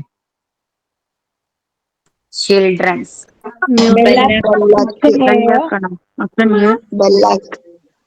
ചിൽഡ്രൻ ബെല്ലാക്കാണ് അല്ലെ? ബെല്ലാക്കാണ്. അപ്പം ഓരോന്നുണ്ട്. തിമാറ്റിക് അപ്പർസെപ്ഷൻ ടെസ്റ്റിന് ആരാണ്? Murray or Morgan. പിന്നെ ചിൽഡ്രൻ അപ്പർസെപ്ഷൻ ടെസ്റ്റ് ബെല്ലാക്ക് ആണ്. Word association test CG Yong ആണ്. മഷി രൂപങ്ങൾ ഹെർമാൻ റോഷാക്ക്. അപ്പൊ TAT, CAT, ഇപ്പൊ ഇതിന്റെ BAT മഷി ഇതിന്റെ രൂപങ്ങൾ. എല്ലാം അപ്പൊ നോട്ട് കിട്ടോ? ഇതിന്റെ കംപ്ലീറ്റ് നോട്ടാണോ അല്ലെങ്കിൽ ഇതിന്റെ PDF ആണോ? PDF PDF ഇപ്പൊ അവൈലബിൾ ആയിരിക്കും. ഓക്കെ. അപ്പൊ ഇതൊക്കെ ഇതില് ഉണ്ടാവില്ലേ? ഒക്കെ ഉണ്ടാവും, ഒക്കെ ഉണ്ടാവും. അപ്പൊ ഇതിൽ തന്നിട്ടുള്ളത് ഇത് പേഴ്സണാലിറ്റിയുമായിട്ട് ബന്ധപ്പെട്ടതാണ്. അപ്പൊ ഇത് മൂന്നെണ്ണം തന്നിട്ട് ഒന്ന് പുറമേ തന്നിട്ട് അല്ലാത്തത് അല്ലെങ്കിൽ ഏത് അല്ലെങ്കിൽ ഇപ്പോഴത്തെ സ്റ്റേറ്റ്മെന്റ് ടൈപ്പില് ഇതില് പേഴ്സണാലിറ്റിയുമായിട്ട് ബന്ധപ്പെട്ടത് ഏത്, 1ഉം 3ഉം അങ്ങനൊക്കെ ചോദിക്കാം. അപ്പൊ മാറിപ്പോവരുത്. TAT, CAT, VAT അതേപോലെ മഷികൊപ്പുകള് ഒക്കെ എന്താണ് പേഴ്സണാലിറ്റിയുമായിട്ട് ബന്ധപ്പെട്ടതാണ്. പിന്നെ ഇത് ചേരുംപടി ചേർക്കാൻ മാച്ച് ദ ഫോളോയിങ്ങിലൊക്കെ ചോദിക്കാൻ സാധ്യത ഏറെയാണ്. അടുത്തത്, പിയാഷയുടെ അഭിപ്രായത്തിൽ ബുദ്ധി വളർച്ചയുടെ ഘട്ടങ്ങളിൽ കുട്ടികൾ പ്രതീകാത്മക കളികളിൽ ഏർപ്പെടുന്ന ഘട്ടം symbolic play, sensory motor stage, pre conceptual stage, concrete operational, formal operational. Pre operation. Preconception. Pre conceptual operational stage. Pre Option B അല്ലേ? ഓപ്പറേഷണൽ ഇതിലില്ല. പ്രീ ഓപ്പറേഷണൽ സ്റ്റേജിലെ പ്രീ കോൺസെപ്ച്വൽ സ്റ്റേജ് ആണ് അല്ലെ. പ്രീ ഓപ്പറേഷണൽ സ്റ്റേജിനെ നമ്മൾ pre conceptual and intuitive stage എന്ന് രണ്ടായിട്ട് divide ചെയ്തു.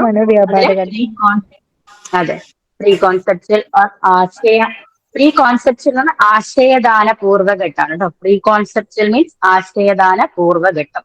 ഇങ്ങനെ ഇംഗ്ലീഷിൽ തന്നെ ചോദിക്കാം, മലയാളത്തിലും ചോദിക്കാം. അതുകൊണ്ട് മലയാളം പഠിക്കാതെ പോകരുത്. മലയാളം ഇമ്പോർട്ടന്റ് ആണ്. പിയാഷയുടെ കാര്യം പ്രത്യേകിച്ചും 100% നമുക്ക് ക്വസ്റ്റ്യൻ പ്രതീക്ഷിക്കാവുന്ന ഏരിയ ആണ്. അടുത്തത്,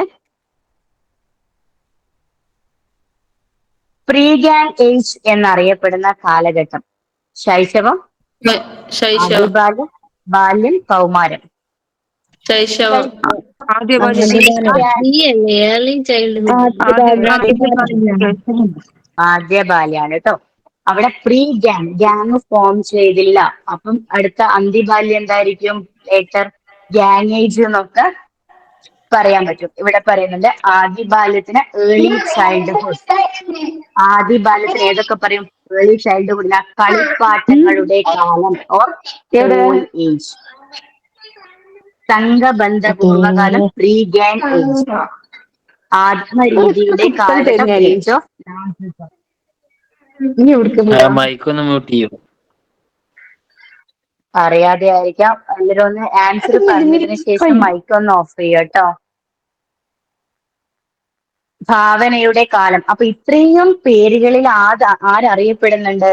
ആദ്യ ബാല്യം അറിയപ്പെടുന്നുണ്ട്. അതിലൊന്നാണ് നമ്മളോട് ചോദിച്ചത് കളിപ്പാട്ടങ്ങളുടെ കാലം, ടോയ് ഏജ് എന്ന് ചോദിച്ചത്. സംഘബന്ധ പൂർവ്വകാലം മലയാളം ഓർത്തു വെക്കണേ. പ്രീ ഗ്യാങ് ഏജിന്റെ മലയാളാണ് സംഘബന്ധ പൂർവ്വ കാലം. ആത്മരതിയുടെ കാലം ഏജ് ഓഫ് നാസിസം. അങ്ങനെ ചോദിച്ചിട്ടില്ല, എന്നാലും ഓർത്ത് വെക്കുക. ഭാവനയുടെ കാലം ഏജ് ഓഫ് ഫാന്റസി. ഇത്രയും പേരുകളിൽ അറിയപ്പെടുന്നുണ്ട്. ലേറ്റർ അല്ലെങ്കിൽ ലേറ്റർ ചൈൽഡ്ഹുഡ് അല്ലെങ്കിൽ പിൽക്കാല ബാല്യം സംഘബന്ധങ്ങളുടെ. മറ്റേത് പ്രീ ആണെങ്കിൽ എന്തായിരിക്കും? ഇത് ഗ്യാങ് ഏജ് ആയിരിക്കും അല്ലെ. അതേപോലെ പൊരുത്തപ്പെടലിന്റെ കാലം ഏജ് ഓഫ് കൺഫേമിറ്റി. ഈ പേരുകളിൽ ലേറ്റർ ചൈൽഡ്ഹുഡും അറിയപ്പെടുന്നുണ്ട്. നിങ്ങളിപ്പോ എഴുതാൻ നിൽക്കണ്ട കേട്ടോ. ഇത് PDF-ൽ എല്ലാ നോട്ട്സും ഉണ്ടാവും. അതുകൊണ്ട് എഴുതാൻ നിൽക്കണ്ട. നിങ്ങൾ കേൾക്കുക. വായിക്കാനുള്ള അവസരം നിങ്ങൾക്ക് പിന്നീട് ഉണ്ടാവുള്ളൂ. ഇതുവരെ കഴിഞ്ഞ ക്ലാസ്സിന്റെ PDF എവിടെ ഇട്ടണോ? ഇതുവരെ കിട്ടിയില്ല, അതാ ഞാൻ ചോദിച്ചത്. ഓരോന്നും അപ്പൊ തന്നെ ടെലഗ്രാമിൽ ഷെയർ ചെയ്യുന്നുണ്ടല്ലോ. ഈ ക്വസ്റ്റ്യൻസ് ആയിട്ടാ, അതാണോ ഉദ്ദേശിച്ചത്? ക്വസ്റ്റ്യൻസ് ആയിട്ടുണ്ട്. ക്ലാസ്സിന്റെ അത് നിങ്ങൾക്ക് ആപ്പിൽ അവൈലബിൾ ആണല്ലോ. ക്ലാസ്സിന്റെ നോട്ട്സുകള്, റെക്കോർഡിംഗ് ക്ലാസ്സിന്റെ നോട്ട് നിങ്ങൾ ആപ്പിൽ അവൈലബിൾ ആണ്. അടുത്തത്, ക്ലാസ്സിൽ പരീക്ഷണം നടത്തുന്നതിനിടയിൽ അധ്യാപിക കുട്ടികളോട് ചോദ്യം ചോദിക്കുന്നു. ഈ മൂല്യനിർണയം ഓപ്ഷൻ എ ആത്യന്തികം സമ്മേറ്റീവ്, ഓപ്ഷൻ ബി സമഗ്ര മൂല്യനിർണ്ണയം, ഓപ്ഷൻ സി സംരചനാ മൂല്യനിർണ്ണയം, ഓപ്ഷൻ ഡി ഇവയൊന്നുമല്ല. നടത്തുന്നതിനിടയിൽ അല്ലെ, അപ്പൊ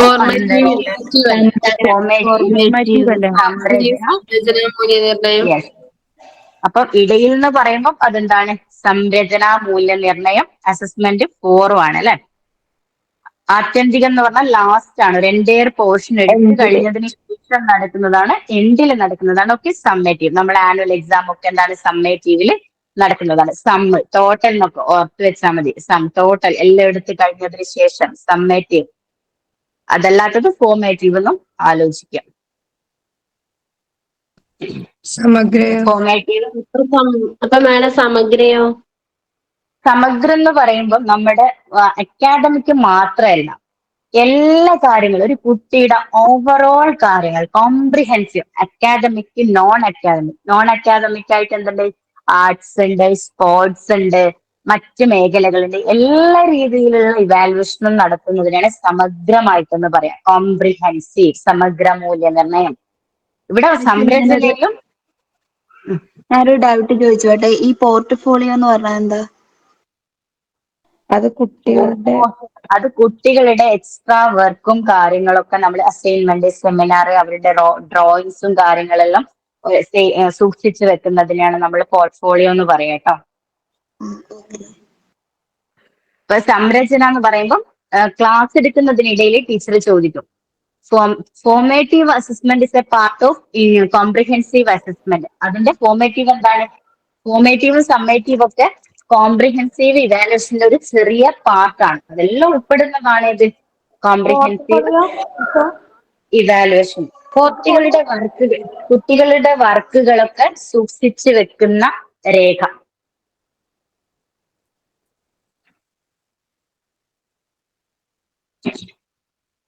അപ്പൊ ഇവിടെ ഫോർമേറ്റീവ് എന്ന് പറയാം സ്റ്റുഡൻസ് പെർഫോമൻസ് ഡ്യൂറിങ് ഇൻസ്ട്രക്ഷൻ. അവിടെ ക്വസ്റ്റ്യനിൽ പ്രത്യേകിച്ച് പറഞ്ഞിട്ടുണ്ടാവും എന്ത്? അധ്യാപിക ക്ലാസ് എടുക്കുന്നതിനിടയിൽ നിന്നൊക്കെ പ്രത്യേകിച്ച് പറഞ്ഞിട്ടുണ്ടാവും. അപ്പം ഇടയിൽ എന്ന് പറയുമ്പോൾ എന്താണ്? ഓഫ്കോഴ്സ് അത് ഫോർമേറ്റീവ് ഇവാലുവേഷൻ ആയിരിക്കും, അല്ലെങ്കിൽ അസസ്മെന്റ് 4 എന്നും പറയും. അസസ്മെന്റ് 4. പിന്നെ help instructor to change or improve method of teaching. ഇപ്പൊ ക്ലാസ് എടുക്കുന്നതിന്റെ ഇടയിലാണെങ്കിൽ ടീച്ചർ ക്വസ്റ്റ്യൻ ചോദിക്കുന്നു. അപ്പൊ ടീച്ചർക്ക് കുട്ടികൾ ആരും ആൻസർ പറഞ്ഞില്ലേ ടീച്ചർക്ക് മനസ്സിലാവും, ഈ രീതിയിൽ എടുത്തിട്ട് കാര്യമില്ല, അപ്പൊ എന്റെ ടീച്ചിങ് മെത്തേഡ് എന്ത് ചെയ്യണം? മാറ്റണം. അപ്പൊ ടീച്ചർക്ക് എന്ത് ചെയ്യാൻ പറ്റും? Change the method of teaching. സമ്മേറ്റീവിലേക്ക് വരുമ്പോ എന്താണ്? ഇയർ എൻഡിൽ എക്സാം ആണ്. Feedback on learning on teachers and parents. ഫൈനലിലാണ് എന്ത് ചെയ്യാം? അതിന്റെ ഇവാലുവേഷൻ ഒക്കെ കിട്ടുക. അപ്പൊ ടീച്ചർക്ക് പിന്നീട് അടുത്ത വരുന്ന ജനറേഷന് മാത്രമേ എന്ത് ചെയ്യാൻ പറ്റൂ? മെത്തേഡ്സ് ഒക്കെ മാറ്റാൻ പറ്റും. കറണ്ടിലുള്ള കുട്ടികൾക്ക് മാറ്റാൻ പറ്റൂല. ഇപ്പൊ ഫോർമാറ്റീവ് മീൻസ് സംരചനാ മൂല്യനിർണ്ണയം, സമ്മേറ്റീവ് ആത്യന്തിക മൂല്യനിർണ്ണയം അല്ലെങ്കിൽ ലാസ്റ്റിൽ നടത്തുന്നതിന് അർത്ഥം. അടുത്തത് ഗിൽഫോർഡിന്റെ ബുദ്ധി സിദ്ധാന്ത മാതൃകയിൽ മെമ്മറി ഉൾപ്പെടുന്നത് എവിടെയാണ്? ഓപ്ഷൻ എ യൂണിറ്റുകൾ, ഓപ്ഷൻ ബി ഉൽപ്പന്നങ്ങൾ, ഓപ്ഷൻ ബി പ്രവർത്തനം, ഓപ്ഷൻ ഡി ഉള്ളടക്കം. ഓപ്പറേഷൻ പ്രവർത്തനങ്ങൾ. ഓപ്ഷൻ സി ആണ് അല്ലെ? ഓപ്ഷൻ സി ആണ് അല്ലെ? അപ്പം പെട്ടെന്നൊന്ന് പറഞ്ഞു പോകാം. ഗിൽഫോർഡിന്റെ തിയറിയിലെ ത്രിമുഖ സിദ്ധാന്തത്തില് 3 ആയിട്ട് വരുന്നത് 1 ഓപ്പറേഷൻ മാനസിക പ്രക്രിയകൾ, 2 കണ്ടന്റ്, 3 പ്രോഡക്റ്റ്. അപ്പൊ ഇത് 3 എന്താന്ന് ഓർത്തു വെക്കാം. ഇനി ഇതിനുള്ളിൽ വരുന്ന യൂണിറ്റ് ആണ് നമ്മളോട് ചോദിച്ചത്. അപ്പം കണ്ടന്റ് മാത്രമേ ഇവിടെ കൊടുത്തിട്ടുള്ളൂ അല്ലെ? അപ്പൊ ഇത് ഞാൻ ലാസ്റ്റ് നിങ്ങൾക്ക് കാണിച്ചു തരാം കേട്ടോ. ഒന്നവിടെ നിൽക്കാം, ലാസ്റ്റ് ഞാൻ പറഞ്ഞു തരാം കേട്ടോ. അടുത്തത് ബോണ്ട് തിയറി ഓഫ് ലേണിംഗ് നിർദ്ദേശിച്ചത് ആര്? Option A പാവ്ലോ, option B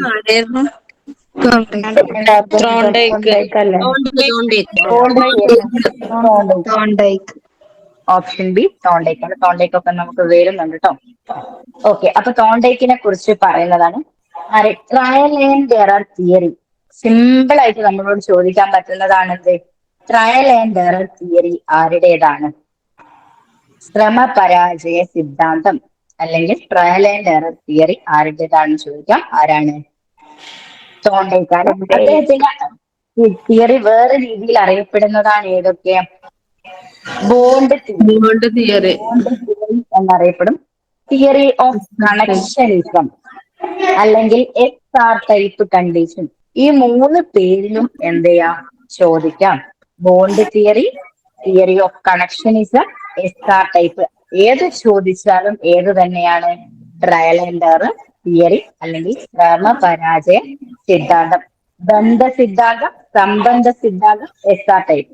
bond theory എന്ന് പറഞ്ഞാൽ അതിന്റെ മലയാളമാണ് ബന്ധ സിദ്ധാന്തം. തിയറി ഓഫ് കണക്ഷനിസത്തിന്റെ മലയാളമാണ് സംബന്ധ സിദ്ധാന്തം. XR ടൈപ്പ് കണ്ടീഷനിങ് ആണ്. സ്റ്റിമുലസ് റെസ്പോൺസ് ആണ് അല്ലെ. അത് ബിഹേവിയറിസം ഒക്കെ എന്തുമായിട്ട് ബന്ധപ്പെട്ടതാണ്? സ്റ്റിമുലസ് റെസ്പോൺസുമായിട്ട് ബന്ധപ്പെട്ടതാണ്. അപ്പൊ പേരോർക്ക bond theory, theory of connectionism, XR type, ശ്രമ പരാജയ സിദ്ധാന്തം. ഈ തോണ്ടയ്ക്ക് പരീക്ഷണം നടത്തിയ ജീവി ഏതാ? പൂച്ച. പൂച്ചയിലാണ് അല്ലെ. പൂച്ചയിലാണ് ചോദിക്കാം. തോണ്ടയ്ക്ക് പരീക്ഷണം നടത്തിയത് പൂച്ചയിലാണ്. അപ്പം തോണ്ടയ്ക്കിന്റെ 3 പ്രധാനപ്പെട്ട നിയമങ്ങളുണ്ട്. Law of readiness, law of effect, law of exercise. നമ്മൾ നിർബന്ധമായിട്ട് അറിഞ്ഞിരിക്കണം. ഇത് ആപ്ലിക്കേഷൻ സന്നദ്ധതാ നിയമം മലയാളത്തിലുണ്ട് കേട്ടോ. സന്നദ്ധതാ നിയമം, അഭ്യാസ നിയമം, പ്രയോഗ നിയമം. അതില് ലോ ഓഫ് എക്സസൈസിൽ വരുന്നതാണ് പ്രയോഗരഹിത നിയമം, യൂസ് ആൻഡ് ഡിസ്യൂസ്. അടുത്തത് ലോ ഓഫ് എഫക്ട്. അപ്പൊ റെഡിനെസ് എന്ന് പറഞ്ഞത് ഇത് ആപ്ലിക്കേഷൻ ലെവലിലാണ് ചോദിക്കുക കേട്ടോ. കാരണം സിറ്റുവേഷൻ തന്നിട്ട് ആ ടീച്ചർക്ക് അല്ലെങ്കിൽ ആ ഒരു അധ്യാപകന് തോണ്ടേക്കിന്റെ നിയമപ്രകാരം ഏത് ലോ ആണ് ചെയ്യാൻ പറ്റാത്തത്. അപ്പൊ സിറ്റുവേഷൻ നമ്മൾ മനസ്സിലാക്കണം. റെഡിനെസ് എന്ന് പറഞ്ഞാൽ എന്താണ്? കുട്ടികൾ റെഡി ആയാൽ മാത്രമേ നമുക്ക് പഠിപ്പിക്കാൻ പറ്റുള്ളൂ അല്ലെ. ഫോർ എക്സാമ്പിൾ പറയുകയാണെങ്കിൽ നമ്മള് ഒരു UP സ്കൂൾ ക്ലാസ്സിൽ ഒരു 7th അവരൊക്കെ പോയി കഴിഞ്ഞ് മാത്സ് പഠിപ്പിക്കാൻ ചെന്നാൽ 90% നമുക്ക് എന്ത് ചെയ്യാൻ പറ്റൂല? അവരെ പഠിപ്പിക്കാൻ പറ്റൂല. കാരണം അവരെന്താണ്? മാത്സ് പഠിക്കാൻ ആ ഒരു സമയത്ത് അവര് വില്ലിങ് ആയിരിക്കില്ല, അവര് റെഡി ആയിരിക്കില്ല. അപ്പൊ അവരെ പഠിപ്പിച്ചിട്ട് കാര്യമില്ലെന്നാണ് ആര് പറയുന്നത്? തോണ്ടേക്ക് പറയുന്നത്. Law of exercise. അതിന്റെ ഭാഗമായി വരുന്നതാണ്. അതെ, മുന്നറിവൊക്കെ പരിശോധിക്കുന്നതും നമ്മൾ ഈ ലെസൺ പ്ലാൻ എഴുതുമ്പോൾ ഈ ഇൻട്രൊഡക്ടറി പാർട്ട് എന്നും പറഞ്ഞൊരു പാർട്ട് എഴുതും. അപ്പം അത് ആക്ച്വലി എന്താണ്? ഇതിലോട്ടേക്ക് അവരെ ക്ലാസ്സിലോട്ടേക്ക് ഇൻട്രസ്റ്റിംഗ് ആയിട്ടുള്ള കാര്യങ്ങളിലൂടെ അവരെ ക്ലാസ്സിലോട്ടേക്ക് ലീഡ് ചെയ്യുന്നതാണ് എന്ത്? Introductory part. അപ്പം മുന്നറിവുകൾ പരിശോധിക്കുന്നതും അതുമായിട്ട് കണക്ട് ചെയ്ത് ക്ലാസ്സിലേക്ക് പോകുന്നതൊക്കെ ഇവരുടെ റെഡിനെസിന്റെ ഭാഗമായിട്ടാണ്. ലോ ഓഫ് എക്സസൈസ് എന്ന് പറയുന്നത് എന്താണ്? അവരെ പ്രാക്ടീസ് ചെയ്യിപ്പിക്കുക എന്നുള്ളതാണ്. ലോ ഓഫ് എഫക്ട്, ഫല നിയമം. പിന്നെ അവരുടെ നമ്മൾ പഠിപ്പിച്ച കാര്യങ്ങളിൽ അവർക്ക് റിസൾട്ട് ഉണ്ടാവും. അപ്പൊ ഇതുമായിട്ട് ബന്ധപ്പെട്ട ക്വസ്റ്റ്യൻ എങ്ങനെയാ വരികയെന്ന് നമുക്ക് നോക്കാം. പഠനം ഫലപ്രദമായി നടക്കണമെങ്കിൽ ഇത് ചോദിച്ചതാണ് കേട്ടോ. ഒരിക്കലും പഠന സന്നദ്ധത ഉണ്ടാകണം. 4 ഓപ്ഷനിൽ തന്നിട്ട് കറക്റ്റ് ആയിട്ടുള്ളത് ഇതായിരുന്നു. പഠന സന്നദ്ധത ഉണ്ടാകണം, ലോ ഓഫ് റെഡിനെസ് ഉണ്ടാകണം. അതിനെ പഠനത്തിലൂടെ കുട്ടികളെ സന്നദ്ധരാക്കാൻ സാധിക്കുന്നത് എങ്ങനെയൊക്കെ? ചിന്തയെ ഉത്തേജിപ്പിക്കുന്ന ചോദ്യങ്ങൾ ചർച്ച ചെയ്യൽ, ദൃശ്യ പാഠ്യ ഉപകരണങ്ങളുടെ ഉപയോഗം, അതായത് thought provoking question, discussion, audio visual AIDS. ഇപ്പൊ നമ്മൾ ക്ലാസ് റൂമുകളിൽ ഇൻട്രസ്റ്റിംഗ് ആയിട്ടുള്ള വെറൈറ്റി ആയിട്ടുള്ള എയ്ഡ്സ് ഒക്കെ കൊണ്ടുപോകുന്നതിന്റെ കാരണം നിങ്ങൾക്ക് മനസ്സിലായിട്ടുണ്ടാവും അല്ലെ. അവരെ നമ്മുടെ കൂടെ ഇരുത്തുക എന്നുള്ളതാണ് അതിന്റെ ഒക്കെ മെയിൻ പേർപ്പസ് എന്ന് പറയുന്നത്. അപ്പൊ ഇവിടെ നോക്കിയാൽ നിങ്ങൾക്ക് ആ ഒരു ക്വസ്റ്റ്യൻ മനസ്സിലാവും. അർച്ചന ടീച്ചർ അവസാന പീരീഡിൽ ഗണിതം പഠിപ്പിക്കാനായി എത്തി. കുട്ടികൾ ആകെ തളർന്നിരുന്നു. അവർ ഒന്നടങ്കം ആ പീരീഡ് പഠിപ്പിക്കേണ്ടെന്ന് അപേക്ഷിച്ചു. ടീച്ചർ പറഞ്ഞു. ആരു പറഞ്ഞു പഠിപ്പിക്കാൻ പോകുകയാണെന്ന്? അല്ല, ഞാൻ ഒരു കഥ പറയാൻ പോവുകയാണ്. ഒരു കഥയുടെ സഹായത്താൽ ടീച്ചർ പാഠത്തിലേക്ക് കടന്നു. കുട്ടികൾക്ക് സന്തോഷമായി. ഏത് മനഃശാസ്ത്ര സിദ്ധാന്തമാണ് അർച്ചന ടീച്ചർ ഇവിടെ പ്രയോഗിച്ചത്? ഏതാണ്? ആ ഇത്രയും പറഞ്ഞത് തോണ്ടേക്കിന്റെ പഠന സന്നദ്ധത നിയമം. Okay. Father of educational psychology നമ്മൾ പറയാത്തതാണ്, തോണ്ടേക്കാണ് കേട്ടോ. വിദ്യാഭ്യാസ മനഃശാസ്ത്രം. അടുത്തത് വെർട്ടിമർ എന്ന പേര് ഏത് പഠന സിദ്ധാന്തവുമായി ബന്ധപ്പെട്ടിരിക്കുന്നു? കണ്ടീഷനിങ്, ഉൾക്കാഴ്ച സിദ്ധാന്തം, ട്രയൽ ആൻഡ് എറർ, കൺസ്ട്രക്റ്റിവിസം. ഉൾക്കാഴ്ച സിദ്ധാന്തം. ഉൾക്കാഴ്ച സിദ്ധാന്തം, ഇൻസൈറ്റ്ഫുൾ ലേണിംഗ് അല്ലേ? ഓക്കെ. ഫ്രെയിംസ് ഓഫ് മൈൻഡ് എന്ന പുസ്തകം എഴുതിയത് ആര്? Gardner, Guilford, Thurstone, Spearman. Guilford ആണ് കേട്ടോ. Okay. ZPD stands for the zone of partial development, the zone of potential development, the zone of proximal development, the zone of permanent development.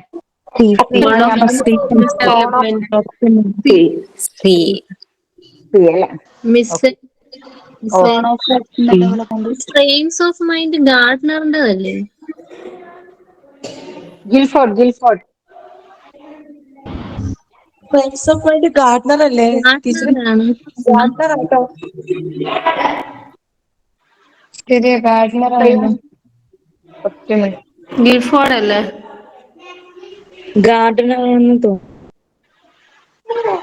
ഇങ്ങോട്ട് വരുന്നുണ്ട് നമുക്ക് നോക്കാം. ZPD ഓക്കെ ആണല്ലോ. ഗാർഡനറെ കുറിച്ചൊക്കെ നമ്മൾ പറയുന്നുണ്ട് കേട്ടോ. ഇൻക്ലൂസീവ് എന്ന പദം ആദ്യമായി നിർദ്ദേശിച്ചത് ആര്? Guilford, Kurt Lewin, John Dewey, Mark Gaspard. Inclusive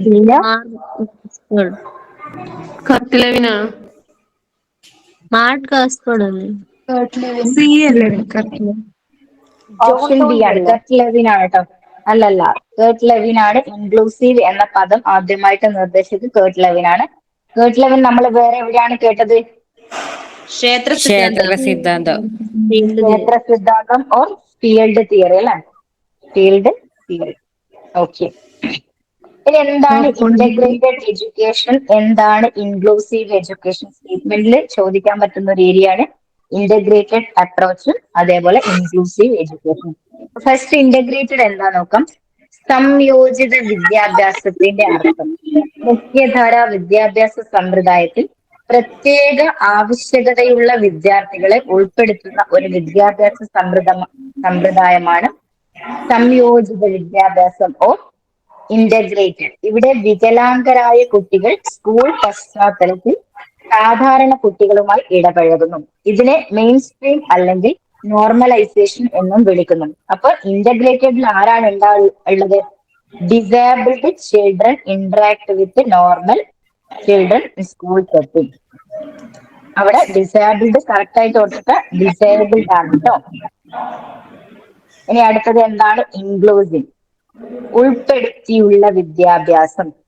inclusive education എന്നാൽ വൈകല്യമുള്ളതോ അല്ലാത്തതോ ആയ കുട്ടികൾക്ക് പൊതുവിദ്യാലയത്തിൽ പഠിക്കാൻ കഴിയും.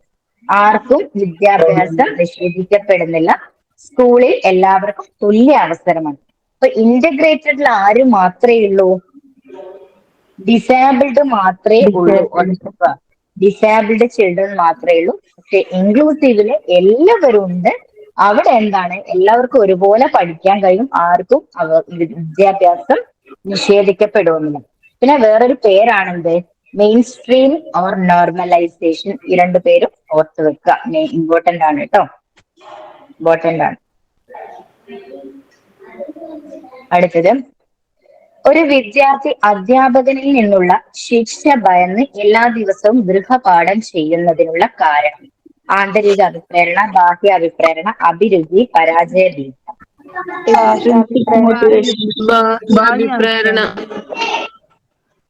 ബാഹ്യ അഭിപ്രേരണ അല്ലെ? എക്സ്ട്രിൻസിക് മോട്ടിവേഷൻ ആണല്ലേ? ഓക്കെ. എന്താണ് ഇൻട്രിൻസിക് മോട്ടിവേഷൻ, എന്താണ് എക്സ്ട്രിൻസിക് മോട്ടിവേഷൻ എന്നറിയാലോ? നമ്മുടെ സ്വന്തമായിട്ട് ഇപ്പൊ ഹോംവർക്ക് ചെയ്യണം, എനിക്ക് പഠിക്കണം, എനിക്ക് പഠിച്ച് ഉയരങ്ങളിലെത്തണം, ജോലി ലഭിക്കണം എന്ന് നമുക്ക് സ്വയം തോന്നുകയാണ്, നമ്മുടെ ഉള്ളിൽ നിന്ന് വരികയാണെങ്കിൽ അതിന് നമ്മൾ ഇത് പറയും, ആന്തരിക അഭിപ്രേരണ അല്ലെങ്കിൽ ഇൻട്രൻസിക് മോട്ടിവേഷൻ ഓർ നൈസർഗിക അഭിപ്രേരണ. പേര് ഓർത്ത് വെക്കണേ, നൈസർഗിക അഭിപ്രേരണ എന്ന് പറയും. ഇനിയിപ്പം മറ്റുള്ളവര് പുറമേന്ന് ഒരാൾ നമ്മളെ പഠിക്കാനൊക്കെ പ്രചോദിപ്പിക്കുകയാണെങ്കിൽ നമ്മൾ എന്ത് പറയും? അതിനെ എക്സ്ട്രിൻസിക് മോട്ടിവേഷൻ എന്ന് പറയും. അതിനെന്തൊക്കെ പറയും? കൃത്രിമ അഭിപ്രേരണ എന്ന് പറയും, പ്രതിഫലം നൽകുന്ന പെരുമാറ്റം, reading books in order to pass the examination, being paid to do a job. മറ്റുള്ളവർക്ക് വേണ്ടിയിട്ട് നമ്മുടെ ഉള്ളിൽ നിന്ന് വന്നതല്ലെങ്കിൽ നമ്മൾ അതിന് എന്ത് പറയും? എക്സ്ട്രിൻസിക് എന്ന് പറയും. അപ്പൊ ഇങ്ങനെയൊക്കെ ചോദിക്കാട്ടോ. അടുത്തത്, അബ്രഹാം മാസ്ലോയുടെ പ്രബലന സിദ്ധാന്തത്തിൽ താഴെ പറയുന്നവയിൽ ന്യൂനതാപരമായ ആവശ്യം ഏത്? അതായത് ഡെഫിഷ്യൻസി നീഡാണ് ചോദിച്ചത്. സുരക്ഷിതത്വം, വൈജ്ഞാനിക ആവശ്യം, ആത്മസാക്ഷാത്കാരം, സൗന്ദര്യാത്മക ആവശ്യം. സുരക്ഷിതത്വം അല്ലേ? ഏതാണ്? സൗന്ദര്യാത്മക ആവശ്യമല്ലേ? ഇതില് നമ്മള് വൈജ്ഞാനിക ആവശ്യങ്ങളുണ്ടാവും, അതേപോലെ എന്തുണ്ടാവും? ഡെഫിഷ്യൻസി, ന്യൂനതാപരമായ ആവശ്യം. അപ്പൊ ആദ്യത്തെ 4 ഏതാണ്? ഡെഫിഷ്യൻസി നീഡാണ് കേട്ടോ. ഒഴിവാക്കാൻ കഴിയാത്ത ആവശ്യമല്ലേ?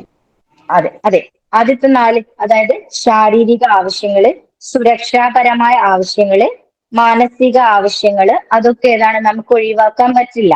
അപ്പം അങ്ങനെയുള്ളതിനാണ് നമ്മൾ ഡെഫിഷ്യൻസി നീഡ്സ് അല്ലെങ്കിൽ ന്യൂനതാപരമായ ആവശ്യം എന്ന് പറയാം. അപ്പം ഇതില് ന്യൂനതാപരമായ ആവശ്യം, സുരക്ഷിതത്വമല്ലേ നമുക്ക് വേണ്ടത്? ഡെഫിഷ്യന്റ് ആയിട്ട് നമുക്ക് വേണ്ടത് അതല്ലേ? അപ്പം ഇവിടെ ഓപ്ഷൻ എ ആണ് കേട്ടോ, സുരക്ഷിതത്വം ആണ്. അപ്പൊ ആത്മസാക്ഷാത്കാരമൊക്കെ ഏതിലാ വരിക? വൈജ്ഞാനിക ആവശ്യങ്ങളിലാണ് കേട്ടോ.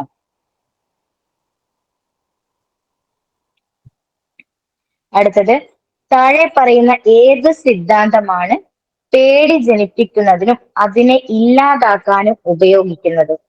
Option A classical operant condition, പ്രത്യക്ഷ ഘടനാ രൂപീകരണം, എക്സ്റ്റൻഷൻ നിയമം. ഇത് രണ്ടും നമുക്ക് ഒഴിവാക്കാം അല്ലെ? Operant condition.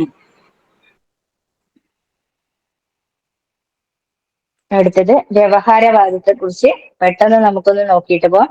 വ്യവഹാരവാദത്തിന്റെ ആൾക്കാർ ആരൊക്കെയാണ്? Watson, Pavlov, Thorndike, Skinner, Hull. SR ബന്ധങ്ങളുടെ പരിണിത ഫലമാണ് വ്യവഹാരം. അതായത് സ്റ്റിമുലസ് റെസ്പോൺസിലൂടെയാണ് പഠനം നടക്കുന്നത് എന്നാണ് ആര് പറയുന്നത്? വ്യവഹാരവാദം പറയുന്നത്. SR ബന്ധങ്ങൾ വഴിയാണ് പഠനം നടക്കുന്നത്. അതിൽ ഫസ്റ്റ് വന്നതാണ് പൗരാണികാനുബന്ധ സിദ്ധാന്തം അല്ലെങ്കിൽ ക്ലാസിക്കൽ കണ്ടീഷനിങ്. പാവ്ലോവ് ആണ് അല്ലെ? പാവ്ലോവ് പരീക്ഷണം നടത്തിയത് നായയിൽ ആണ്. ഓർത്ത, പാവ്ലോവ് പട്ടി അല്ലെ, തോണ്ടയ്ക്ക് പൂച്ച. ഇവിടെ അതെ. ഇനി നമ്മള് ഈ സ്റ്റിമുലസ് റെസ്പോൺസ്, പാവ്ലോവിന്റെ പരീക്ഷണത്തിൽ എന്ത് ചെയ്യുന്നുണ്ട്? അദ്ദേഹം പട്ടിക്ക് കുറച്ച് ഫുഡ് കൊടുത്തിട്ടാണ് പരീക്ഷണം നടത്തുന്നത് അല്ലെ. ആദ്യം എന്ത് ചെയ്യും? പട്ടിക്ക് നോർമലായിട്ട് ഫുഡ് കൊടുക്കും, മണിശബ്ദങ്ങൾ ഇല്ലാതെ എന്ത് ചെയ്യും? ഫുഡ് കൊടുക്കും അല്ലെ. അപ്പൊ ആ ഫുഡിന്റെ സ്മെൽ അറിയുമ്പം എന്ത് ചെയ്യും? സ്രവം വരും. അപ്പൊ അതെന്താണ്? അനുബന്ധനം ചെയ്യുന്നതിന് മുൻപാണ്. അവിടെ എന്തില്ല? അനുബന്ധനം ചെയ്യാത്ത ചോദകാണ്. ഇറച്ചി കൊടുക്കുന്നു, ഉമിനീർ വരുന്നു. അതൊരു നോർമൽ കണ്ടീഷനാണ്. അനുബന്ധനം ചെയ്യാത്ത ചോദകം, നാച്ചുറൽ സ്റ്റിമുലസ്.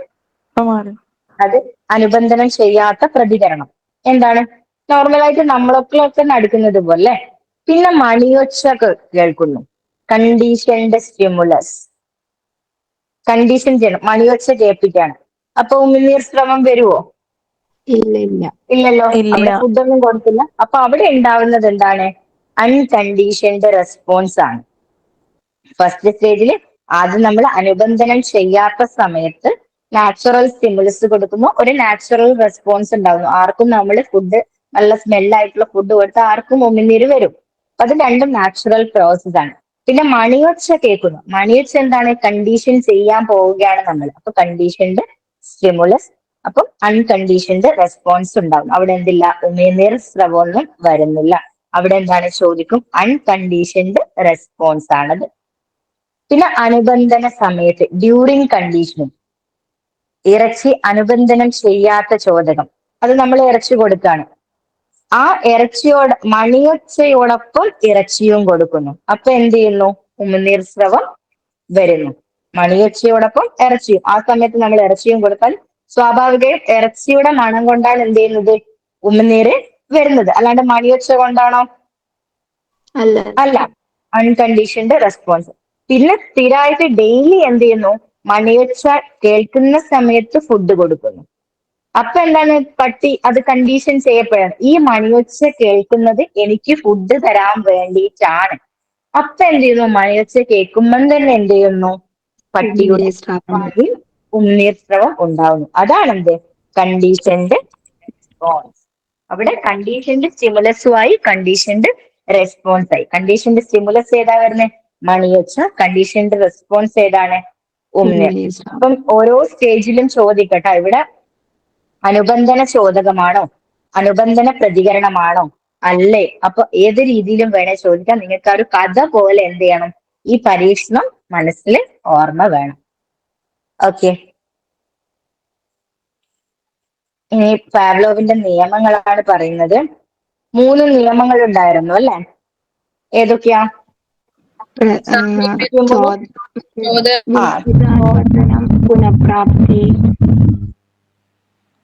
പുനഃപ്രാപ്തി, ചോദക ഡിസ്ക്രിമിനേഷൻ അല്ലെങ്കിൽ ചോദക വിവേചനം അല്ലെങ്കിൽ എക്സ്റ്റിങ്ഷൻ, ഇങ്ങനെ 3 ഉണ്ടായിരുന്നു. എവിടെ നിന്നാണോ സൗണ്ട്? ഭയങ്കര സൗണ്ട് വരുന്നതിന്റെ നല്ലൊരു സൗണ്ട് ഉണ്ടല്ലോ. ഓക്കെ, ഇപ്പൊ ക്ലിയർ ആയി. ഓക്കെ. അപ്പൊ ചോദക വിവേചനം, സ്റ്റിമുലസ് ഡിസ്ക്രിമിനേഷൻ എന്ന് പറഞ്ഞാൽ എന്താണ്? ശബ്ദത്തിൽ ഏറ്റക്കുറിച്ചിലുകൾ ഉള്ള 2 മണിനാദങ്ങളിൽ ഭക്ഷണം നൽകിയപ്പോൾ ഭക്ഷണം ലഭിച്ച മണിനാദത്തോട് മാത്രം നായ അനുകൂലമായി പ്രതികരിച്ചു. ഈ തിരിച്ചറിയൽ പ്രക്രിയയെ ചോദക വിവേചനം. അതായത് 2 സൗണ്ടില് മണിയടിച്ചു അല്ലെ? അപ്പൊ ഫുഡ് കൊടുത്തത് ഏത് മണിയൊച്ചയിലാണെന്ന് പട്ടി എന്ത് ചെയ്യാണ്? അതിൽ നിന്നും 2 വ്യത്യാസമായിട്ട് മനസ്സിലാക്കുകയാണ് അല്ലെ? ഓക്കെ. ഇനി വിലോപം അല്ലെങ്കിൽ എക്സ്റ്റിങ്ഷൻ എന്ന് പറഞ്ഞാൽ എന്താണ്? ഇപ്പൊ നമ്മളിപ്പോ മണിയൊച്ച കേൾപ്പിക്കുന്നു, ഫുഡ് കൊടുക്കുന്നു നോർമലായി. പിന്നെ എന്ത് ചെയ്യുന്നു? അത് മണിയൊച്ച കേട്ടിട്ടില്ലേ എനിക്ക് ഫുഡ് കിട്ടില്ല എന്നുള്ള രീതിയിൽ പട്ടി എന്ത് ചെയ്യുന്നു? മനസ്സിലാക്കുന്നു. അതിനെയാണ് നമ്മൾ എന്താ പറയാ? വിലോപം അല്ലെങ്കിൽ എക്സ്റ്റിങ്ഷൻ അല്ലെ? പിന്നെയാണ് പുനഃപ്രാപ്തി വരുന്നത് അല്ലെ? അതായത് മണിയൊച്ച കേൾക്കുന്നു, നമ്മൾ ഫുഡ് കൊടുക്കുന്നില്ല. പിന്നെയും വീണ്ടും നമുക്ക് മണിയൊച്ച കേൾക്കുന്ന സമയത്ത് ഫുഡ് കൊടുത്ത് തുടങ്ങിയാൽ വീണ്ടും എന്ത് ചെയ്യും? അത് വീണ്ടും നമുക്ക് പ്രത്യക്ഷപ്പെടാൻ സാധിക്കുന്നു എന്നാണ് പാവ്ലോവ് പറയുന്നത്. അപ്പൊ നിങ്ങൾ കോണ്ടേറ്റിന്റെ 3 നിയമങ്ങൾ പഠിച്ചു. അതേപോലെ പാവ്ലോവിന്റെ നിയമങ്ങൾ മനസ്സിലാക്കുക. ആപ്ലിക്കേഷൻ ലെവലാണ് ക്വസ്റ്റ്യൻ വരിക.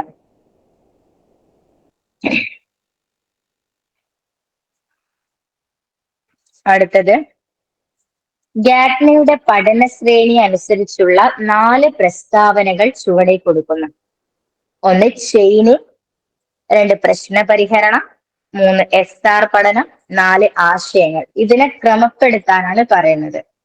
അപ്പം ഇതിന്റെ ക്രമം, ശരിയായ ക്രമം ഓപ്ഷൻ ബി ആണ് കേട്ടോ. 3, 1, 4, 2. പ്രിയതം SR പഠനം 1, 4, 2. അതെ, സിഗ്നൽ ലേണിംഗ് അല്ലെ? SR learning. രണ്ടാമത്തത് ചെയിനിങ്. താഴെ ഇതിൽ തന്നിരിക്കുന്നതില് ഓർഡറിലുള്ളതാണ് പറഞ്ഞിട്ടുള്ളത്. 2 ചെയിനിങ്, പിന്നെ ആശയങ്ങൾ, കോൺസെപ്റ്റ്. ഏറ്റവും ലാസ്റ്റ് ആണ് വരുന്നത് പ്രോബ്ലം സോൾവിങ് വരുന്നത് അല്ലെ? അതായത് ഒന്നാമത്തത് സംജ്ഞാപഠനം അല്ലെങ്കിൽ സിഗ്നൽ ലേണിംഗ് അല്ലെങ്കിൽ SR പഠനം വരും. ഒന്നാമത്തത് സിഗ്നൽ ലേണിംഗ്, രണ്ടാമത്തതിലാണ് ആര്? SR റിലേഷൻ, ചോദക പ്രതികരണ പഠനം വരുന്നത്. മൂന്നാമത്തേത് ഏതായിരുന്നു? ചെയിനിങ്. അല്ലേ, ശ്രേണിയാണ്. 4 വചന സഹചരത്വം അല്ലെങ്കിൽ അസോസിയേഷൻ. Verbal associate. ബഹുമുഖ മൾട്ടിപ്പിൾ വിവേചനം, മൾട്ടിപ്പിൾ ഡിസ്ക്രിമിനേഷൻ, മൾട്ടിപ്പിൾ റെസ്പോൺസ്. അടുത്തത് സംപ്രത്യയം ഓഫ് കോൺസെപ്റ്റ് ലേണിംഗ്,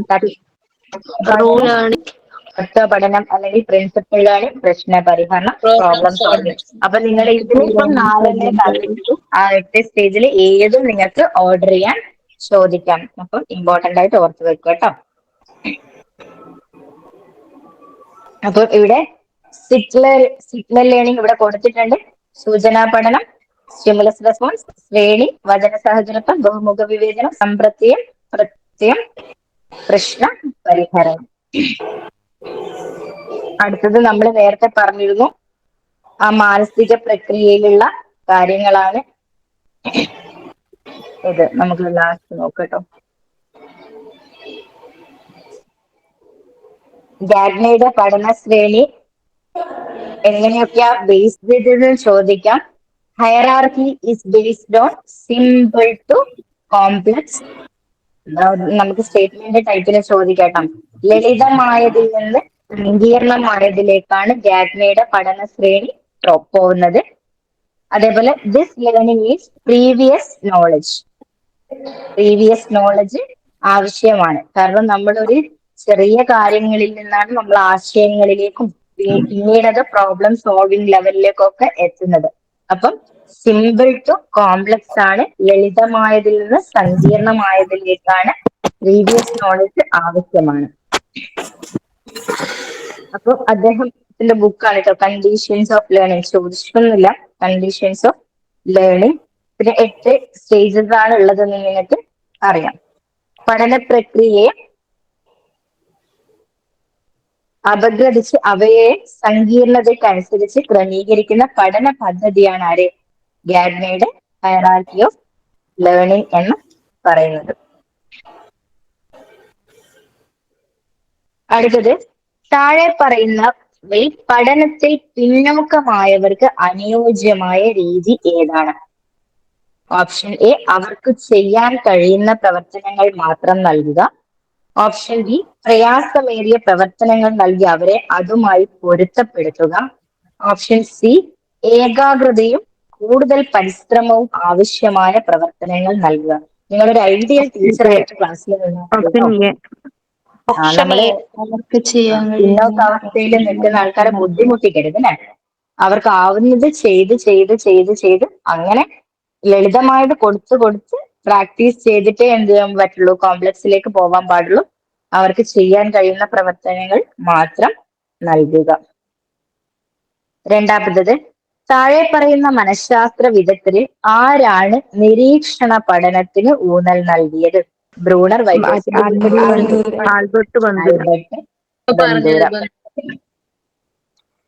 ചുവടെ കൊടുത്തിരിക്കുന്നവയിൽ ഗെസ്റ്റാൾട്ട് സൈക്കോളജിയെ സംബന്ധിച്ച് ശരിയായ പ്രസ്താവന ഏത്?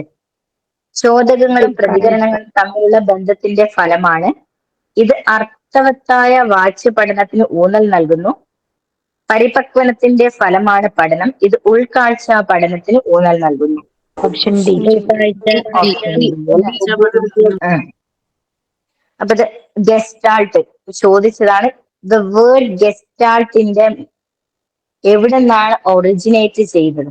ഗെസ്റ്റാൾട്ട് 2ഉം G ആണ്. ഗെസ്റ്റാൾട്ട് ജർമ്മൻ, 2ഉം ഓർത്തേക്ക, Gയും G ആണ്. അപ്പൊ ഗെസ്റ്റാൾട്ട് എന്ന വേർഡ് ജർമ്മൻ വേർഡ് ആണ് കേട്ടോ. ഹോള്, കോൺഫിഗറേഷൻ, ടോട്ടാലിറ്റി, ഇതൊക്കെ ഗെസ്റ്റാൾട്ടിന്റെ മീനിങ്ങാണ്. Shape, whole, configuration. ഈ ഗെസ്റ്റാൾട്ട് സൈക്കോളജി എന്താണ്? ഹോളായിട്ട് ടോട്ടലായിട്ട് കാണുക എന്നുള്ളതാണ് ആശയം. സമഗ്ര രൂപങ്ങളാണ് അംശങ്ങളെക്കാൾ പ്രാധാന്യം. ചെറുതായിട്ട് കാണുന്നതിനെക്കാട്ടും നല്ലത് അതെല്ലാം കൂടെ ഒരുമിച്ച് കാണുന്നതാണ് പറയുന്നത്. എക്സ്പോണൻസ് ആരൊക്കെയാണ്? മാക്സ് വെർത്തിമർ, കൊഹ്ലർ, കോഫ്സ്കി ആണ് അല്ലെ. Max Wertheimer was the founder. Gestalt സൈക്കോളജിയുടെ ഫൗണ്ടർ ആയിട്ട് നമ്മൾ വെർത്തിമറിനെയാണ് പറയുന്നത്. പിന്നെ നമ്മൾ സോണ്ടേക്കിന്റെയും പാവ്ലോവിന്റെ ഒക്കെ പറഞ്ഞതുപോലെ ഗസ്റ്റാൾട്ടിൽ വരുന്നതാണ് 3 നിയമങ്ങൾ. പിക്ചർ സഹിതം നിങ്ങൾക്ക് ക്വസ്റ്റ്യൻ പേപ്പറിൽ കാണാൻ പറ്റിയിട്ടുണ്ടാവും. പ്രീവിയസ് ചെയ്തവരാണെങ്കിൽ very very very important. 1, 2, 3, 4 star ഇട്ടാൽ മതിയാവില്ല, അത്രയും ഇമ്പോർട്ടന്റ് ആണ് കേട്ടോ. ലോ ഓഫ് പ്രോക്സിമിറ്റി, സാമീപ്യ നിയമം. ഇപ്പൊ നിങ്ങൾ വായിക്കല്ലേ, ഇതിലുള്ള ഈ ഒരു പിക്ചർ നിങ്ങൾ കാണണം, കുറെ ഡോട്ട്സ് ആണ് അല്ലെ. അപ്പൊ നമുക്ക് കുറെ ഡോട്ട്സ് ആണ് കൊടുത്തതെങ്കിലും നമുക്ക് എന്താണ് ഇതൊരു കൂട്ടമായിട്ട് ഇതൊരു കൂട്ടമായിട്ട് ഇതൊരു കൂട്ടമായിട്ട് തോന്നും അല്ലെ. അപ്പൊ അടുത്തടുത്തുള്ളവ കൂട്ടങ്ങളായി തോന്നുന്നതിനെയാണ് എന്ത് പറയാ? സാമീപ്യ നിയമം എന്ന് പറയാം. ഈ ചിത്രം തന്നിട്ട് നിങ്ങളോട് ചോദിക്കാം ഇത് ഏത് രീതിയിലുള്ള നിയമമാണ്, ഗസ്റ്റാൾട്ട് സൈക്കോളജി പ്രകാരം ഏത് നിയമമാണെന്ന് ചോദിക്കാം. ഏതാണ്? സാമീപ്യ നിയമമാണ്. ഒരേ കൂട്ടത്തിലുള്ളവ ഒന്നായിട്ട് നമുക്ക് ഫീൽ ചെയ്യാം. അടുത്തുള്ളവ ഒരു കൂട്ടം, ഇത് ഒന്നാമത്തെ ഒരു കൂട്ടം, ഇത് രണ്ടാമത്തെ ഒരു കൂട്ടം, ഇത് മൂന്നാമത്തെ ഒരു കൂട്ടം, ഇങ്ങനെ തോന്നുന്നതിനെയാണ് നമ്മൾ എന്ത് പറയാം? സാമീപ്യ നിയമം എന്ന് പറയാം. രണ്ടാമത്തത് സാമ്യതാ നിയമം. ഒന്നാമത്തെ സാമീപ്യാണ്, ലോ ഓഫ് പ്രോക്സിമിറ്റി. അവിടെ അടക്കി നിർത്താം, മാറിപ്പോകരുത്, മറന്നു പോകരുത്. രണ്ടാമത്തത് ലോ ഓഫ് സിമിലാരിറ്റി, സാമ്യതാ നിയമം. ഇപ്പൊ നിങ്ങൾ ഇവിടെ നോക്ക്, ഈ ചിത്രത്തില് ഒന്നുകിൽ നിങ്ങൾ ഇങ്ങനെ ഓർത്തിട്ടുണ്ടാവും, അല്ലെങ്കിൽ ഇങ്ങനെ വൃത്തത്തിൽ. അതായത് ഒരേ രൂപ സാദൃശ്യമുള്ളവ നമുക്ക് ഒരു കൂട്ടമായി തോന്നും. ഇപ്പൊ വൃത്തങ്ങള് ഒരേ രൂപ സാദൃശ്യാണല്ലോ, അപ്പൊ നമുക്ക് ചിലപ്പോൾ അതൊരു കൂട്ടമായിട്ട് തോന്നും. അല്ലെങ്കിൽ ഇവിടെ ആഷ് കളറ്, ബ്ലാക്ക് കളറ്, കളറിന്റെ അടിസ്ഥാനത്തിൽ നമ്മൾ ഒരു കൂട്ടമായിട്ട് കാണുന്നു. അപ്പം ഒരു സാമ്യതയുടെ അടിസ്ഥാനത്തിൽ ഈ ഒരു ചിത്രങ്ങളെ നമ്മൾ കൂട്ടമായിട്ട് കാണുന്നതിനെയാണ് നമ്മൾ എന്ത് പറയാ? സാമ്യതാ നിയമം എന്ന് പറയാം. ഓക്കെ, സാമീപ്യ നിയമം കഴിഞ്ഞു, അടുത്ത സാമ്യതാ നിയമം കഴിഞ്ഞു. അടുത്തത് ലോ ഓഫ് കണ്ടിന്യൂറ്റി. ഈ പിക്ചർ കാണുമ്പോൾ തന്നെ നിങ്ങൾക്ക് മനസ്സിലാവും ഇത് കോൺസെൻട്രിക് സർക്കിൾ ആണ് അല്ലെ, ഒരു കേന്ദ്രമുള്ള കുറെ സർക്കിൾ. ഇതൊരു സ്പൈറൽ പോലെയാണല്ലോ, കണ്ടിന്യൂസ് പോലെയാണല്ലോ, സ്പൈറൽ പോലെ കാണാനാണ് നമ്മുടെ മനസ്സ് ഇഷ്ടപ്പെടുന്നത്. ആക്ച്വലി ഇത് സ്പൈറൽ അല്ല, പക്ഷെ നമ്മുടെ മനസ്സിന് എന്താണ് തോന്നുന്നത്? അതൊരു തുടർച്ചയാണെന്നാണ് തോന്നുന്നത്. അപ്പൊ അതിനെയാണ് നമ്മൾ എന്ത് പറയാ? ലോ ഓഫ് കണ്ടിന്യൂറ്റി അല്ലെങ്കിൽ തുടർച്ചാ നിയമം. ഇത് മാറിപ്പോലെ, പക്ഷെ ഇത് രണ്ടും നിങ്ങൾ മാറ്റി എഴുതാൻ സാധ്യതയുണ്ട്. ലോ ഓഫ് പ്രോക്സിമിറ്റിയും ലോ ഓഫ് സാമ്യതയും, സിമിലാരിറ്റി. അപ്പം കറക്റ്റ് ആയിട്ട് ഒത്തുവെക്കുക. ഒന്ന് സാമ്യതയുടെ അടിസ്ഥാനത്തിലാണ്, മറ്റൊന്ന് അടുത്തടുത്തുള്ളവ ഒരു കൂട്ടമായി കാണാനുള്ള നമ്മുടെ മനസ്സിന്റെ ടെൻഡൻസിയാണ്. ആക്ച്വലി ഇത് കുറെ ഡോട്ട്സ് ആണ്, ഒരു പ്ലെയിനിലുള്ള കുറെ ഡോട്ട്സ് ആണ്, പക്ഷെ നമ്മുടെ മൈൻഡിൽ എന്താ ഇഷ്ടം? ഓരോന്നും ഓരോരോ കൂട്ടായിട്ട് കാണാനാണ്. അതാണ് ആ തിയറി പറയുന്നത്. അടുത്തത് ലോ ഓഫ് ക്ലോഷർ, സമ്പൂരണ നിയമം. ഇതിങ്ങനെ തന്നെ എക്സാമ്പിൾ വന്നിരിക്കും മിസ്സേ. ഒരു സ്റ്റാർ ആയിരുന്നു ഇതിന് പകരം വന്നിരുന്നത്, സ്റ്റാർ ആയിരുന്നു വന്നിരുന്നത്. ഇതെന്താണ്? ഇത് വൃത്തമല്ല ആക്ച്വലി, പക്ഷെ നമ്മുടെ മനസ്സിൽ എന്താണ് തോന്നുന്നത്? ഇത് വൃത്തമാണ്. ഇത് ആക്ച്വലി ഒരു സ്ക്വയർ അല്ല, പക്ഷെ നമ്മുടെ മനസ്സിൽ എന്താണ് തോന്നുന്നത്? ഇതൊരു സ്ക്വയർ ആയിട്ട് കാണാനാണ്. അപ്പൊ നമ്മുടെ മനസ്സിത് പൂർത്തീകരിച്ചിട്ടാണ് കാണുന്നത്. അതിനെയാണ് എന്ത് പറയാ? സമ്പൂരണ നിയമം എന്ന് പറയാം. അപ്പൊ 4 നിയമങ്ങൾ ഓർക്ക: സാമീപ്യ നിയമം, സാദൃശ്യ നിയമം, തുടർച്ചാ നിയമം, സമ്പൂരണ നിയമം. മലയാളം ഓർത്തൊക്കെ, ഇംഗ്ലീഷ് ഓർത്തൊക്കെ, പിക്ചർ ഓർത്തൊക്കെ, ഡെഫിനിഷൻ ഓർത്തൊക്കെ. സ്റ്റാർ 4 എണ്ണം ഇട്ട് വെച്ചോട്ടോ, ഇത്രക്കും ഇമ്പോർട്ടന്റ് ആണ്. അടുത്തത്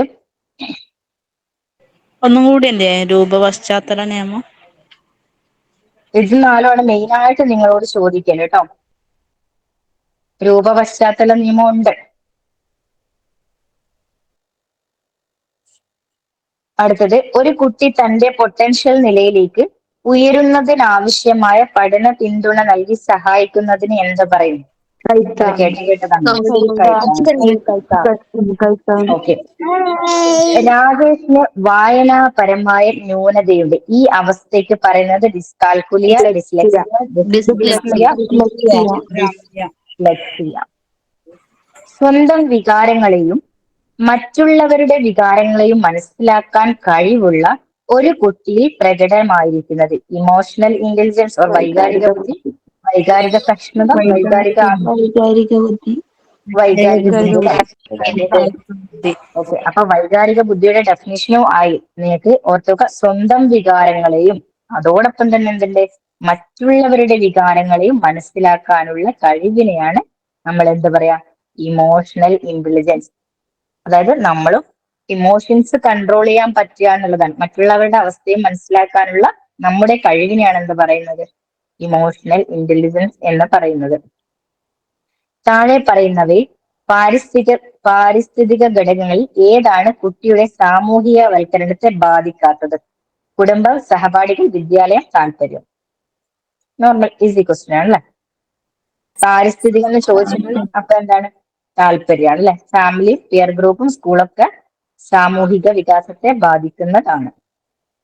അടുത്തത്, വികാസവും പഠനവുമായി ബന്ധപ്പെട്ട 2 പ്രസ്താവനകളാണ് താഴെ തന്നിരിക്കുന്നത്. ഒന്ന്, വികാസം പഠനത്തിന് ആപേക്ഷികമാണെന്നാണ് കേട്ടോ. ഇത് ആപേക്ഷണീയമാണ്, അതായത് പ്രീ റിക്വസ്റ്റ് ആയിട്ടാണ്, ആവശ്യമാണ് എന്നർത്ഥം. വികാസം പഠനത്തിന് ആവശ്യമാണ് എന്നാണ് കേട്ടോ ഇതിനർത്ഥം. രണ്ടാമത്തത്, വികാസവും പഠനവും പരസ്പരം ബന്ധപ്പെട്ടിരിക്കുന്നു, ഇന്റർ ഡിപ്പെൻഡന്റ് ആണ്. അപ്പം ഇത് ഓപ്ഷൻ എ മാത്രമാണോ ശരി, ഓപ്ഷൻ 2 മാത്രമാണോ ശരി, അല്ലെങ്കിൽ രണ്ടും തെറ്റാണോ, അല്ലെങ്കിൽ രണ്ടും ശരിയാണോ? ഇത് പ്രസ്താവന ചോദ്യം. രണ്ടും ശരിയാണ് അല്ലെ. വികാസവും പരസ്പരവും അല്ല, വികാസവും വിദ്യാഭ്യാസവും പരസ്പരം എന്താണ്, വികാസവും പഠനവും രണ്ടും പരസ്പരം ഡിപ്പെൻഡന്റ് ആണ് അല്ലെ. ഓക്കെ,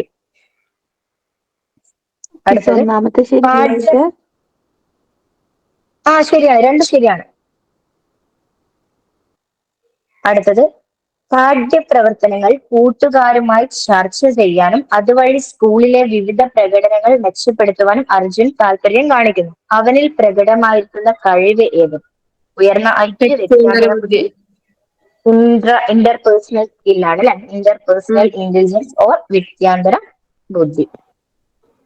ഓക്കെ, അടുത്തത്, സിദ്ധാന്തങ്ങളും അവയുടെ പ്രയോഗികതയും തമ്മിലുള്ള ബന്ധത്തെ ചോദ്യം ചെയ്യാനും വിശകലനം ചെയ്യാനും അവസരമൊരുക്കുന്ന പഠന അധ്യാപന സാഹചര്യം പ്രാവർത്തികമാക്കുന്നതിന് പറയുന്നത് വിമർശനാത്മക ബോധന ശാസ്ത്രം അല്ലെങ്കിൽ ചോദ്യം ചെയ്യാനെന്ന് പറയുന്നതാണ് നമുക്കറിയാം. അതെന്താണ്, വിമർശിക്കുന്ന ക്രിട്ടിക്കൽ അല്ലെ. വിമർശിക്കുക എന്ന് പറഞ്ഞാൽ അത് നമ്മള് പോസിറ്റീവായിട്ടും നെഗറ്റീവായിട്ടും ഉണ്ട് കേട്ടോ. വിമർശനം എന്ന് പറയുമ്പോൾ നെഗറ്റീവ് മാത്രമല്ല, നല്ല രീതിയിൽ വിമർശിക്കാം, അതേപോലെ നെഗറ്റീവായിട്ടും വിമർശിക്കാം. അപ്പൊ ഇതെന്താണ്, ക്രിട്ടിക്കൽ പെഡഗോഗിയാണ്. അപ്പൊ അത് ക്രിട്ടിക്കൽ പെഡഗോഗി എന്നാന്ന് മനസ്സിലാവാത്തവരൊന്ന് വായിക്കാം. സിദ്ധാന്തങ്ങളും അവയുടെ പ്രയോഗികതയും തമ്മിലുള്ള ബന്ധത്തെ ചോദ്യം ചെയ്യാനും വിശകലനം ചെയ്യാൻ ഒരു ടോപ്പ് അനാലിസിസ് തന്നെയാണ് ക്ലാസ്സിൽ നടക്കുന്നത്. അടുത്തത്, താഴെ കൊടുത്തിട്ടുള്ളവയിൽ ഒരു വൈജ്ഞാനിക നൈപുണി ഏതാണ്? വൈകാരിക ബുദ്ധി, പ്രശ്ന പരിഹരണം, സംഘർഷവുമായി പൊരുത്തപ്പെടൽ, സഹാനുഭൂതി. ഏതാണ്? സഹാനുഭൂതി. വൈജ്ഞാനികം ഞാൻ തൊട്ട് പറഞ്ഞു. ഗാഡ്നയുടെ പഠനം അബ്രഹാം പരിഹാരം. ഏറ്റവും മുകളിൽ ഏറ്റവും ടോപ്പിൽ നിൽക്കുന്നത് ഏതാണ്? പ്രോബ്ലം സോൾവിങ് അല്ലെങ്കിൽ പ്രശ്ന പരിഹാരം ആണ്. അടുത്തത്, സ്ത്രീബുദ്ധൻ ചരിത്രത്തിൽ അറിയപ്പെടുന്നത് അഹിംസയുടെ പ്രതിരൂപമായിട്ടാണ്. ആൽപോർട്ടിന്റെ സിദ്ധാന്ത പ്രകാരം ഈ സവിശേഷതയെ വിശേഷിപ്പിക്കുന്നത് മുഖ്യമാണോ, മധ്യമാണോ, ദ്വിതീയമാണോ? അത് ഈ ട്രൈറ്റ് അപ്രോച്ചിനെ കുറിച്ചിട്ടൊന്ന് പറഞ്ഞു തരുമോ? ഓക്കെ, നമ്മളെ വ്യക്തിത്വ സവിശേഷതകളുമായി ബന്ധപ്പെട്ട തിയറിയാണ് സ്ട്രെയിറ്റ് അപ്രോച്ച് എന്ന്. ആരുടേതാണ് സ്ട്രെയിറ്റ് അപ്രോച്ച്? ആരുടേതായിരുന്നു? ആൽപോർട്ടിന്റെ സ്ട്രെയിറ്റ് അപ്രോച്ച്, വ്യക്തിത്വ സവിശേഷതകൾ. അപ്പം അതുമായിട്ട് ബന്ധപ്പെട്ടതാണ് ഒന്നാമത്തത് കാർഡിനൽ ട്രെയ്റ്റ് അല്ലെങ്കിൽ മുഖ്യ സവിശേഷകം. രണ്ടാമത്തത് സെൻട്രൽ ട്രെയ്റ്റ് ഓർ മധ്യ സവിശേഷകം. സെക്കൻഡറി ട്രെയ്റ്റ്സ് ഓർ ദ്വിതീയ സവിശേഷകം. നമ്മളൊരു എക്സാമ്പിൾ പറയാണ്, ഇപ്പോ നമ്മുടെ ക്ലാസ്സിൽ അല്ലെങ്കിൽ നമ്മുടെ ഫ്രണ്ട്സ് ആരെങ്കിലും നല്ലോണം തമാശ പറയുന്ന ഒരു കുട്ടിയുണ്ടെന്ന് വിചാരിക്കാം. ആ കുട്ടിക്ക് ഒരുപാട് കാര്യങ്ങളുണ്ട്, പക്ഷെ ആ കുട്ടിയുടെ മെയിൻ ആയിട്ട് പ്രൊജക്ട് ചെയ്ത് നിൽക്കുന്ന ഒരു സവിശേഷത എന്ന് പറയുന്നത് തമാശ പറയാനുള്ള അല്ലെങ്കിൽ ഫലിതം പറയാനുള്ള ഒരു സവിശേഷതയാണെങ്കിൽ നമ്മൾ ആ കുട്ടിയെ ഓർക്കുമ്പോൾ നമ്മൾ മനസ്സിൽ വരിക എന്താണ്? ആ കുട്ടിയുടെ ആ ഒരു ഫലിതം പറയാനുള്ള സവിശേഷതയാണ്. അപ്പം നമുക്ക് ആ കുട്ടിയുടെ മുഖ്യ സവിശേഷതയായിട്ട് എന്ത് പറയാം? ആ ഫലിതം പറയുന്നത് പറയാം. ഇനിയിപ്പോ നമ്മൾ ഗാന്ധിജി എടുക്കുകയാണെങ്കിൽ ഗാന്ധിജിക്ക് ഒരുപാട് സവിശേഷതകളുണ്ട്. പക്ഷെ ഗാന്ധിജി എന്ന് പറയുമ്പോൾ നമുക്ക് മനസ്സിൽ വരുന്നത് എന്താണ്? അഹിംസ. അഹിംസയാണ് അല്ലെ. അതേപോലെ ശ്രീബുദ്ധൻ എന്ന് പറയുമ്പോൾ നമുക്ക് മനസ്സിലേക്ക് വരുന്നത് എന്താണ്? അഹിംസ തന്നെയാണ് അല്ലെ. അപ്പൊ നമ്മുടെ മനസ്സിലേക്ക് ഒരാളെ പറയുമ്പോൾ ഏറ്റവും പ്രൊജക്ട് ചെയ്ത് നിൽക്കുന്ന, ഏറ്റവും മുന്നിൽ നിൽക്കുന്ന സവിശേഷത ഏതാണോ അതാണ് ആക്ച്വലി എന്ത് മുഖ്യ സവിശേഷതയായിട്ട് പറയുന്നത്. ഗാന്ധിജിക്ക് വേറെ സവിശേഷത ഇല്ലേറ്റാണോ? അല്ല, ഒരുപാട് സ്നേഹം, കരുണ, അങ്ങനത്തെ ഒരുപാട് സവിശേഷത എന്തുണ്ട്? ബാക്കിലുണ്ട്. പക്ഷെ നമുക്ക് ഗാന്ധിജി എന്ന് പറയുമ്പോൾ നമ്മുടെ മനസ്സിലേക്ക് വരുന്ന മുഖ്യമായിട്ട് ആരാണ്? അഹിംസ എന്ന് പറയുന്നത്. അപ്പൊ ഗാന്ധിജിയുടെ മുഖ്യ സവിശേഷതയാണ് അഹിംസ എന്ന് പറയുന്നത്. അത് മുഖ്യമായിട്ടും പ്രൊജക്ട് ചെയ്ത് നിൽക്കുന്ന സവിശേഷത ഏതാണോ അതാണ് കാർഡിനൽ ട്രെയ്റ്റ് എന്ന് പറയുന്നത്. പിന്നെ വരുന്നത് ആണ് സെൻട്രൽ ട്രെയ്റ്റ്. നമുക്കൊക്കെ ഉണ്ടാവുന്നുണ്ട് ഒരുപാട് പിന്നെയും സവിശേഷതകൾ. സ്നേഹം, കരുണ, ദേഷ്യം, ഇവയൊക്കെ നമ്മുടെ ട്രെയ്റ്റുകളായിരിക്കും. അതാണ് നമ്മുടെ മധ്യമ സവിശേഷകം എന്ന് പറയുന്നത്. പിന്നെ സെക്കൻഡറി ട്രെയ്റ്റ്സ് ഓർ ദ്വിതീയ സവിശേഷകം. ഇപ്പൊ നമ്മള് വീട്ടില് കുട്ടികളൊക്കെ എന്തെങ്കിലും കുരുത്തക്കേടൊക്കെ കാണിച്ച് നമ്മൾ ചീത്ത പറയും, അവരെ അടിക്കും, നമ്മൾ ദേഷ്യപ്പെടും അല്ലെ. എന്ന് വെച്ചിട്ട് നമ്മൾ എന്നും ദേഷ്യപ്പെട്ടുകൊണ്ടിരിക്കുകയാണോ? അല്ല, അത് ആ ഒരു സിറ്റുവേഷൻ ഹാൻഡിൽ ചെയ്യാൻ വേണ്ടി നമ്മൾ ദേഷ്യപ്പെട്ടതാണ്. അത് നമ്മുടെ സെക്കൻഡറി ട്രെയ്റ്റ് ആയിട്ട് പറയാം. അതാണ് ആക്ച്വലി സെക്കൻഡറി എന്ന് പറയുന്നത്. മുഖ്യവും സെക്കൻഡറിയും എന്താണ്? ഓരോരോ രീതിയിൽ ഉണ്ടാവുന്നതാണ്. പക്ഷെ സെൻട്രൽ എന്താണ്? നമ്മളിൽ എല്ലാവരിലും കാണപ്പെടുന്ന സവിശേഷതകളാണ്. അപ്പൊ മുഖ്യമായിട്ടും ഏതാണോ അതാണ് മുഖ്യ സവിശേഷത. സെൻട്രൽ എന്ന് പറയുന്നത് നമുക്ക് അതിനോടൊപ്പം ഉണ്ടാകുന്ന ബാക്കി സവിശേഷതകളും. അഹിംസയോടൊപ്പം ബാക്കി ഗാന്ധിജിക്ക് ഒരുപാട് ട്രേറ്റ്സ് ഉണ്ട്. അപ്പൊ അതിന് ഗാന്ധിജിയുടെ സെൻട്രൽ ട്രേറ്റ് അല്ലെങ്കിൽ മധ്യമ സവിശേഷകമായിട്ട് പറയാം. സെക്കൻഡറി ട്രേറ്റ് ചില സാഹചര്യങ്ങളിൽ വരുന്ന ട്രേറ്റുകളാണ്. ഇവിടെ പറഞ്ഞിട്ടുണ്ട് കേട്ടോ. കാർഡിനൽ ട്രേറ്റ് ഓർ മുഖ്യ സവിശേഷകങ്ങൾ ഒരു വ്യക്തിയുടെ വിവിധ വ്യവഹാരങ്ങളിൽ മിക്കപ്പോഴും പ്രകടമാകുന്നത് അല്ലെങ്കിൽ മേൽക്കൈ. നിങ്ങൾക്ക് മേ ബി ഇതേപോലെ ടെക്സ്റ്റിലെ ഡെഫിനിഷൻ കോപ്പി പേസ്റ്റ് ചോദിക്കാം. മേൽക്കൈ നേടുന്നതുമായ സ്വഭാവ സവിശേഷത. അപ്പൊ നമ്മൾ പറഞ്ഞു ഗാന്ധിജി എന്ന് പറഞ്ഞാൽ ഗാന്ധിജിയുടെ മേൽക്കൈ ഏതാണ്? അഹിംസയാണ്. അക്രമരാഹിത്യം, അഹിംസ, സ്വേച്ഛാധിപത്യം, ഫലിതബോധം, ഇതൊക്കെ എന്താണ് മുഖ്യ സവിശേഷതയായിട്ട് പറയാം. Gandhiji non violence, Mother Teresa altruism, സമാധാനം അല്ലേ. മദർ തെരേസനെ കാണുമ്പോൾ നമ്മൾ എന്താ സമാധാനത്തിന്റെ ഒരു പ്രതീകമായിട്ടാണ് നമ്മൾ കാണുക അല്ലെ. അപ്പൊ എന്താണ് മദർ തെരേസയുടെ മുഖ്യ സവിശേഷതയാണ് എന്ത്? സമാധാനം എന്ന് പറയുന്നത്. ഷേപ്പ് ഓഫ് ഇൻഡിവിജ്വൽ ബിഹേവിയർ, അതൊക്കെ ഓരോ ഇൻഡിവിജ്വലിന് ഉണ്ടാകുന്നത്. ഗാന്ധിജി, ബുദ്ധൻ, മദർ തെരേസ ഇവർ ഓരോരുത്തർക്കും ഇൻഡിവിജ്വൽ ആയിട്ട് കാണപ്പെടുന്ന സവിശേഷതകളാണ്. സെൻട്രൽ ട്രേറ്റ് ഓർ മധ്യമം ഒരു വ്യക്തിയെ സാമാന്യമായി വിവരിക്കുന്നതും മുഖ്യ സവിശേഷത അത്രത്തോളം എന്തില്ല സമഗ്രവും വ്യാപകവും ആയില്ലെങ്കിലും നല്ല രീതിയിൽ പ്രതിനിധീകരിക്കുന്നതുമായ സ്വഭാവ സവിശേഷത.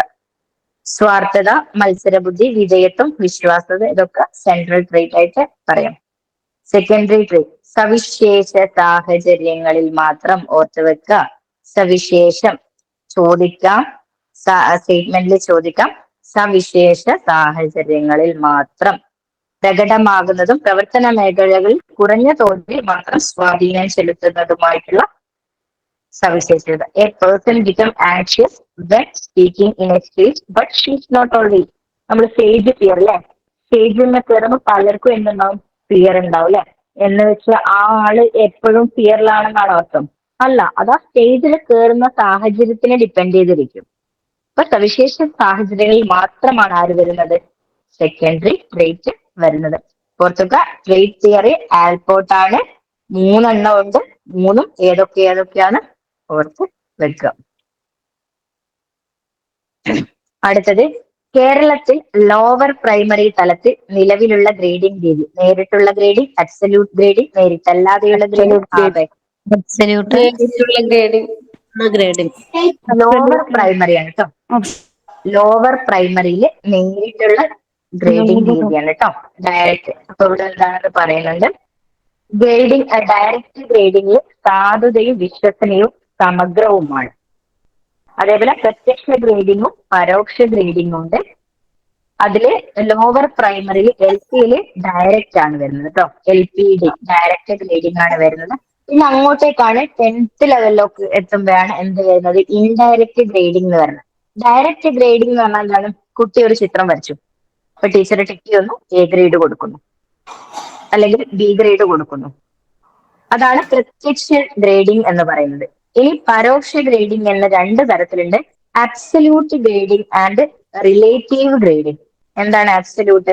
ഇപ്പൊ 10th നമുക്ക് മാർക്ക് കിട്ടിക്കഴിഞ്ഞാൽ 80-79 കിട്ടിയാൽ ആ കുട്ടിക്ക് B ഗ്രേഡ് കൊടുക്കുന്നു.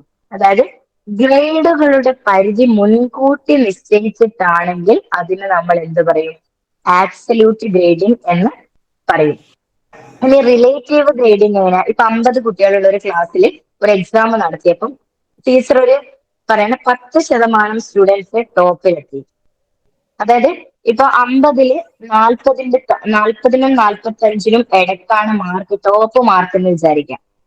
അതിന്റെ അപ്പുറത്തേക്ക് മാർക്ക് പോയില്ലെങ്കിൽ ആ 40-നും 45-നും ഇടക്ക് കിട്ടിയ കുട്ടികൾ എന്ത് പറയും, ടോപ്പായിട്ട് പറയും. അല്ലെങ്കിൽ എന്താണ്, 50-ല് 45-നും 50-നും ഇടക്കാണെങ്കിൽ അത് കിട്ടിയ കുട്ടികളുടെ പെർസെന്റേജ് പറയും. അപ്പം ബേസ്ഡ് ഓൺ മാർക്കിനെ ഡിപ്പെൻഡ് ചെയ്തിരിക്കുന്നുണ്ട് അവിടുത്തെ പെർസെന്റേജ്, മുൻകൂട്ടി തീരുമാനിച്ച രീതിയിൽ അല്ലയായിരിക്കും. അതായത് ക്ലാസ്സിലെ മറ്റുള്ളവരുമായി താരതമ്യപ്പെടുത്തി വിദ്യാർത്ഥികളുടെ പ്രകടനത്തെ അടിസ്ഥാനമാക്കി ഗ്രേഡ്. നേരത്തെ റിലേറ്റീവില് പോലെയാണെങ്കിൽ ചിലപ്പം അവിടെ ടോപ്പിൽ ആരും ഉണ്ടാവില്ല.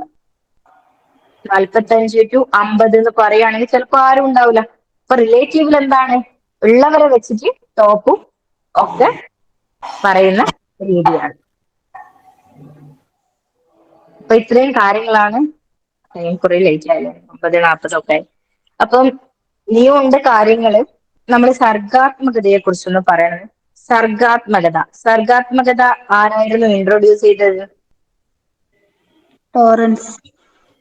ടോറൻസ് ആണ് അല്ലെ, ടോറൻസ് ആണ്. അപ്പം 4 സ്റ്റെപ്പ് ഉണ്ടായിരുന്നു, അത് അധികം ചോദിച്ച് കണ്ടതാണ്. 4 steps of preparation, incubation, illumination, verification. Steps അതാണ്. അതേപോലെ 4 ഘടകങ്ങളും ഉണ്ടല്ലോ, ഒരു ക്വസ്റ്റ്യൻ ഇപ്പൊ അടുത്ത് കണ്ടായിരുന്നു, അതുകൊണ്ടാണ്. Fluency, flexibility, originality, elaboration. സർഗസിദ്ധിയുടെ പ്രത്യേകതകൾ അല്ലാത്തതെന്ന് ചോദിച്ചിട്ടൊരു ക്വസ്റ്റ്യൻ ഉണ്ടായിരുന്നല്ലോ. ഉണ്ടായിരുന്നു. അപ്പൊ ഏതൊക്കെയാണ്? ഫ്ലുവൻസി ഉണ്ട് കേട്ടോ, ഓർത്ത് വെക്കണം. ഫ്ലുവൻസി, അതേപോലെ ഫ്ലെക്സിബിലിറ്റി, ഒറിജിനാലിറ്റി, ഇലോബറേഷൻ. ഇത് 4 അടിസ്ഥാനമായിട്ട് സർഗാത്മകതയുടെ 4. ഫ്ലുവൻസി മീൻസ് വാചാലത, അതേപോലെ ഫ്ലെക്സിബിലിറ്റി മീൻസ് അയവ്, ഒറിജിനാലിറ്റി മൗലികത. നിങ്ങളൊന്ന് എഴുതി വെച്ചോട്ടോ, കാരണം ഈ സ്ലൈഡിൽ ഇല്ലാത്തതാണ്. വിപുലീകരണം ഓർ ഇലോബറേഷൻ, ഇത് 4 സർഗാത്മകതയുടെ അടിസ്ഥാന ഘടകങ്ങളാണ്. ഒറിജിനാലിറ്റി കഴിഞ്ഞിട്ട് എന്താണ്? വിപുലീകരണം, ഇലോബറേഷൻ.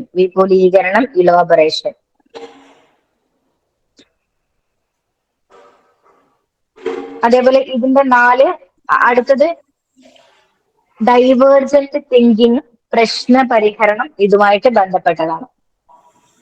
ഡൈവേർജന്റ് തിങ്കിങ്, അതേപോലെ പ്രശ്ന പരിഹരണം ഓർ പ്രോബ്ലം സോൾവിങ് സർഗാത്മകതയും ബന്ധപ്പെട്ടതാണ്. അപ്പൊ നിങ്ങളോട് ഒന്ന് തന്നിട്ട് ഇതിൽ പെടാത്തത് ഏതെന്നൊക്കെ ചോദിക്കും.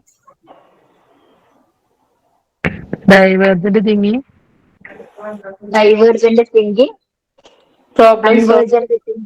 കൺവേർജന്റ് തിങ്കിങ് ആണ് ഡൈവേർജന്റ് തിങ്കിങ്. അതേപോലെ പ്രശ്ന പരിഹരണം.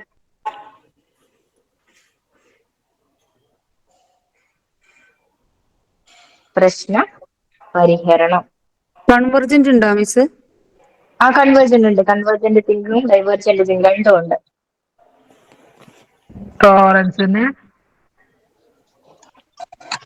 ടോറൻസ് സോഷ്യോമെട്രി ആരായിരുന്നു? സോഷ്യോമെട്രി മൊറീനോ ആണ് അല്ലെ. അതിൽ സ്റ്റാർ ഉണ്ട്, ക്ലിക്ക് ഉണ്ട്, ഐസൊലേറ്റ്സ് ഉണ്ട് അല്ലെ. എല്ലാവരും തിരഞ്ഞെടുക്കുന്ന വ്യക്തി സ്റ്റാർ ആണ്. പരസ്പരം അങ്ങോട്ടും ഇങ്ങോട്ടും അംഗീകരിച്ചതാണ് ക്ലിക്ക് എന്ന് പറയുന്നത്. ആരാലും തിരഞ്ഞെടുക്കപ്പെടാത്തതാണ് ഐസൊലേറ്റഡ് ആണ്. രണ്ടുപേര് അങ്ങോട്ടും ഇങ്ങോട്ടുമാണ് മ്യൂച്വൽസ് എന്ന് അറിയല്ലേ. ഒരു ഗ്രൂപ്പ് നേരിടുന്ന പ്രശ്നം പരിഹരിക്കാൻ വേണ്ടിയിട്ട് നമ്മൾ ഏത് മെത്തേഡാ യൂസ് ചെയ്യാം? Action research. ആക്ഷൻ റിസർച്ച് ആണ്. ക്രിയാഗവേഷണം ആക്ഷൻ റിസർച്ച്. സ്റ്റീഫൻ എം കൊറിയാണ് അല്ലെ. Stephen M Corey. ഒരു വ്യക്തിയുടെ പഠനമാണെന്നുണ്ടെങ്കിൽ ഏകവ്യക്തി ഏകവ്യക്തി പഠനം ഓർ കേസ് സ്റ്റഡി. സ്റ്റഡിയാണ് അല്ലെ. മനഃശാസ്ത്രത്തിന്റെ പിതാവായിട്ട് അറിയപ്പെടുന്നത് സിഗ്മണ്ട് ഫ്രോയിഡ്.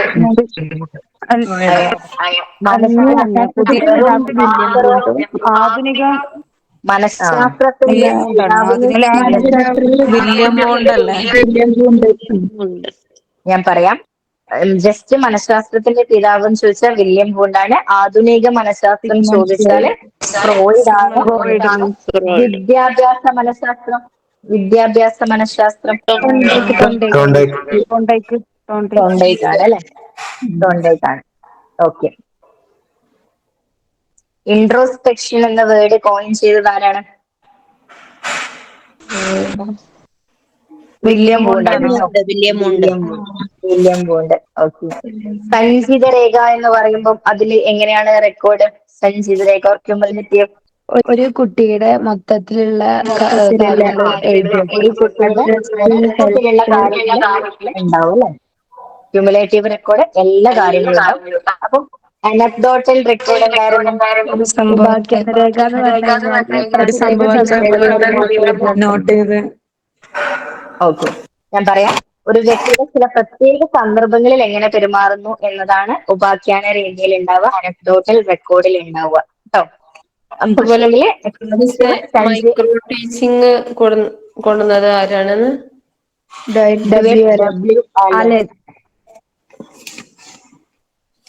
അപ്പം അനക്ഡോട്ടൽ റെക്കോർഡും ക്യുമുലേറ്റീവ് റെക്കോർഡും മാറിപ്പോകരുത്. ക്യുമുലേറ്റീവില് എല്ലാ കാര്യങ്ങളും ഉണ്ടാവും. അനക്ഡോട്ടലില് ചില പ്രത്യേക സാഹചര്യങ്ങളിൽ വരുന്നതാണ്. അപ്പം സ്വഭാവ സവിശേഷതകൾ മനസ്സിലാക്കാനെങ്കിൽ നമുക്ക് ഉപാഖ്യാന രേഖ നോക്കിയാൽ മതി. അനക്ഡോട്ടൽ റെക്കോർഡിൽ എല്ലാ കാര്യങ്ങളും ഉണ്ടാവുമല്ലോ. ഉപാഖ്യാന രേഖയിൽ ഏതേ ഉണ്ടാവുള്ളൂ? പ്രത്യേകതകൾ മാത്രം, സവിശേഷ സ്വഭാവങ്ങൾ മാത്രമേ ഉണ്ടാവുള്ളൂ. അപ്പം ഒരു വ്യക്തിയുടെ സവിശേഷ സ്വഭാവങ്ങൾ മനസ്സിലാക്കാൻ ഏത് രീതി, ഏത് റെക്കോർഡ് എന്ന് ചോദിച്ചാൽ ഉപാഖ്യാന രേഖയാണ് കേട്ടോ. ഇതൊക്കെ കണ്ടിന്യൂസ് ആൻഡ് കോംപ്രഹെൻസീവ് ഇവാലുവേഷൻ എന്ന് പറഞ്ഞുതരോ? കണ്ടിന്യൂസ് ആൻഡ് കോംപ്രിഹെൻസീവ് ഇവാലുവേഷൻ ആണ് ഇപ്പൊ നമ്മുടെ വിദ്യാഭ്യാസ രീതിയിൽ നിലനിൽക്കുന്നത്. അതെന്ന് വെച്ചാൽ കുട്ടിയുടെ എല്ലാ കാര്യങ്ങളും A to Z കാര്യങ്ങളും ഇവാലുവേറ്റ് ചെയ്യും. അത് പഠനത്തിനായിക്കോട്ടെ, എക്സാമിനേഷൻ, സ്പോർട്സ്, ആർട്സ്, അതേപോലെ വേറെ ഏത് മേഖലയുണ്ട്, എല്ലാ മേഖലയിലുള്ള സമഗ്രമായ ഇവാലുവേഷൻ ആണ് ഏത്? കോംപ്രിഹെൻസീവ് ഇവാലുവേഷൻ എന്ന് പറയുന്നത്. വൈജ്ഞാനിക മേഖലയിലുള്ളതും പ്രയോഗ മേഖലയിലുള്ളതും എല്ലാം ആയിട്ടുള്ള ഇവാലുവേഷനും അവിടെ വരും. ഡേവിഡ് ഓസ്ബെല്ലി ഏതുമായിട്ട് ബന്ധപ്പെട്ടതാണ്? ഓസുബെൽ.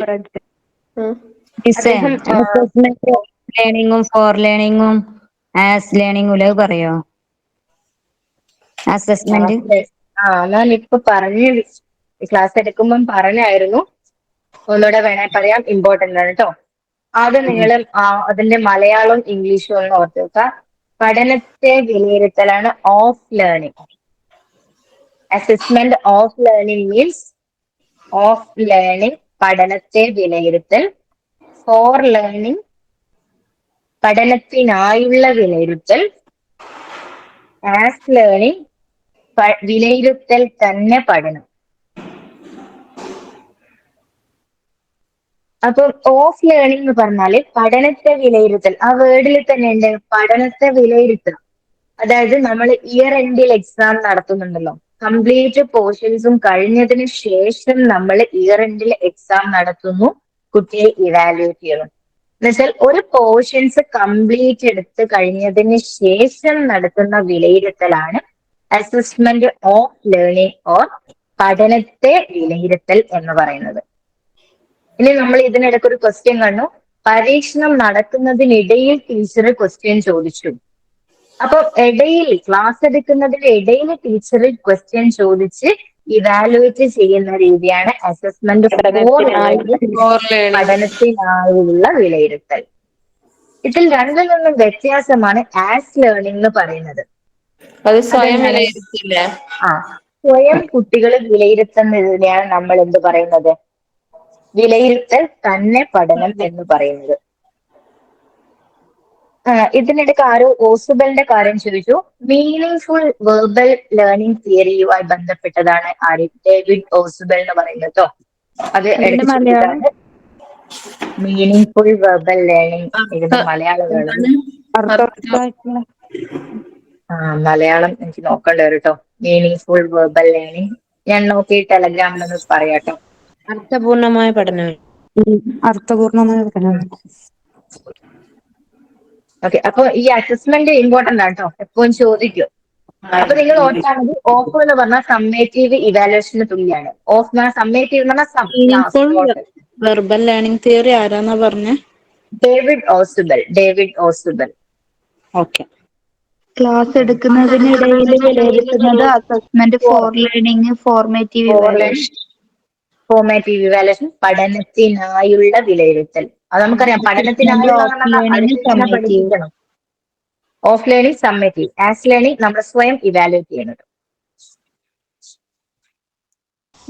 മെറ്റാകോഗ്നിഷൻ ആരുമായി ബന്ധപ്പെട്ട? മെറ്റാകോഗ്നിഷൻ പിയാഷെ ആണോ? വൈഗോട്സ്കി ആണോ? വൈഗോട്സ്കി അത്രത്തോളം കോഗ്നിഷൻ ലെവലിലേക്ക് പോയില്ല. മെറ്റാകോഗ്നിഷൻ അല്ലേ? നോക്കിട്ട് പറയാട്ടോ. മെറ്റാകോഗ്നിഷൻ അത് ഏതൊക്കെ?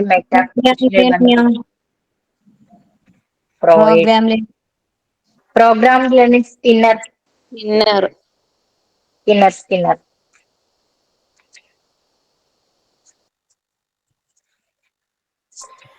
മിസ് ജൽപ്പനഘട്ടത്തെ കുറിച്ച് കഴിഞ്ഞ ക്ലാസ്സിൽ പറഞ്ഞുതരാന്ന് പറഞ്ഞതായിരുന്നു. ജൽപ്പനഘട്ടം എന്ന് പറഞ്ഞാൽ ഭാഷാ വികാസവുമായി ബന്ധപ്പെട്ടതാണ് കേട്ടോ. ഭാഷാ വികാസ്. ഈ പിയാഷെ, ബ്രൂണർ ഇവരൊക്കെ എന്ത് ചെയ്തിട്ടുണ്ട്? ഭാഷയെ പറ്റി പറഞ്ഞിട്ടുണ്ട്. അതില് ഭാഷാ വികാസത്തെ പറ്റി കൂയിങ് സ്റ്റേജ്. കൂയിങ് സ്റ്റേജും അതൊക്കെ അതാണ്. ആദ്യം കൂയിങ് സ്റ്റേജ് ആണ്. 6 മന്തില്. അതെ. ഭാഷാ വികാസവുമായി ബന്ധപ്പെട്ട 12 ആഴ്ചയിൽ അത് ചിലപ്പോൾ എടുത്ത് ചോദിക്കും. 12 ആഴ്ചയിലാണ് എന്ത് വരുന്നത്? കൂയിങ് എന്ന് പറയുന്ന സംഭവം വരുന്നത്. 12 ആഴ്ച കൂയിങ്. നമ്മള് കുട്ടികൾ നിങ്ങൾക്കറിയാം, പ്രസവിച്ച് കഴിഞ്ഞ് 12 ആഴ്ചയൊക്കെ ആയ കുട്ടി എന്താണ് കൂയിങ് എന്ന് പറയുന്ന ആ ഒരു രീതിയിലുള്ള ടോണിലുള്ള സൗണ്ട്സ് ആണ് പ്രൊഡ്യൂസ് ചെയ്യുക. അതിനെയാണ് കൂയിങ് സ്റ്റേജ് എന്ന് പറയാ കേട്ടോ. പിന്നെ 6 മാസം ആവുമ്പം ഏതാണ്? Babbling stage. 6 മാസം babbling stage. 6 month babbling. Daniel ഗോൾമാന്റെ അതാ? അല്ലല്ല, ഡാനിയൽ ഗോൾമാൻ അല്ല. ഇത് ഭാഷാ വികാസമാണ് കേട്ടോ. ഭാഷാ വികാസത്തില് നമ്മൾ 12 ആഴ്ചയുള്ള കുട്ടി ഏത് രീതിയിലുള്ള ഭാഷയാണ് പ്രൊഡ്യൂസ് ചെയ്യുക? 18 ആഴ്ചയുള്ള കുട്ടി ഏത് രീതിയിലുള്ള ഭാഷയാണ് പ്രൊഡ്യൂസ് ചെയ്യുക? 20 ആഴ്ച, 6 മാസം, 8 മാസം, 12 മാസം, 18 മാസം, 24, 36 നമ്മൾ അങ്ങനെ ഡിവൈഡ് ചെയ്തിട്ടുണ്ട്. അതില് 12 ആഴ്ചയുള്ള കുട്ടി കൂയിങ് സ്റ്റേജ് ആണ്. അതേപോലെ 18 ആഴ്ച പിന്നെ ശബ്ദം കേട്ട ഭാഗത്തേക്ക് കുട്ടി തലതിരിക്കും. അത് നമുക്ക് അങ്ങനെ ചോദിക്കാറില്ല. പിന്നെ 6 മാസത്തെയാണ് നമ്മൾ എടുത്ത് ചോദിക്കണം. ബാബ്ലിംഗ്, ബ്ലാ ബ്ലാ ബ്ലാ, ആ ഒരു രീതിയിലുള്ള സൗണ്ടാണ് കുട്ടി പ്രൊഡ്യൂസ് ചെയ്യാന്ന് പറയുന്നു. പിന്നെ 18 മാസമാകുമ്പോൾ പിന്നെ വാക്കുകളുടെ കാര്യം പറയുന്നുണ്ട്. 18 മാസമാകുമ്പോൾ 50 വാക്കുകൾ പറയും. 24 മാസമാകുമ്പോൾ 100 വാക്കുകൾ പറയും. 36 മാസമാകുമ്പോൾ 1000 വേർഡ്സ് പറയും എന്നാണ് പറയപ്പെടുന്നത്.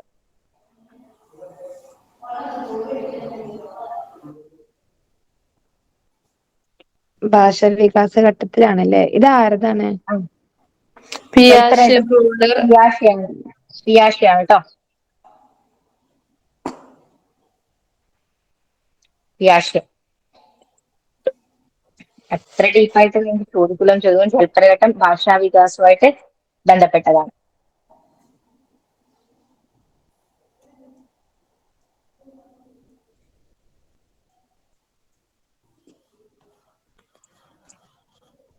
അനുകരണ പഠന സിദ്ധാന്തം ആരുമായി ബന്ധപ്പെട്ടതാണ്? അനുകരണ പഠന സിദ്ധാന്തം ബന്ധൂരാണ് അല്ലെ? അപ്പൊ അതും നിരീക്ഷണ പഠനം എന്താണ് പിന്നെ സമായോജന തന്ത്രങ്ങൾ, ഡിഫൻസ് മെക്കാനിസം നോക്കുക, ടൂൾസ് ആൻഡ് ടെക്നിക്സ് നോക്കുക, records, anecdotal record, cumulative record, പിന്നെ തിയറികൾ. ലേണിംഗ് കർവ് അത് വരുമോ മിസ്സേ? ലേണിംഗ് കർവ് വരാട്ടോ. പോസിറ്റീവ് അത് വരാം. അനുകരണത്തിന്റെ ആരാന്നാ പറഞ്ഞേ? ആൽബർട്ട് ബന്ധൂര.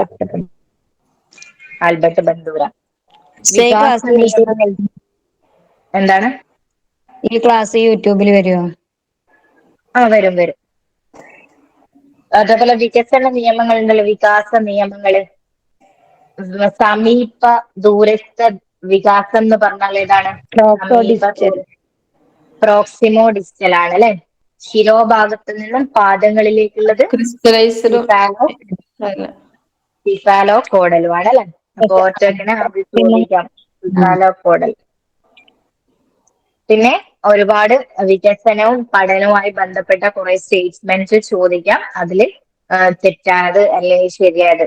പരിപക്വനവും അനുഭവങ്ങളും വികാസത്തെ സ്വാധീനിക്കുന്നുണ്ട്. മെച്ചുറേഷൻ വികാസത്തെ സ്വാധീനിക്കുന്നുണ്ട്.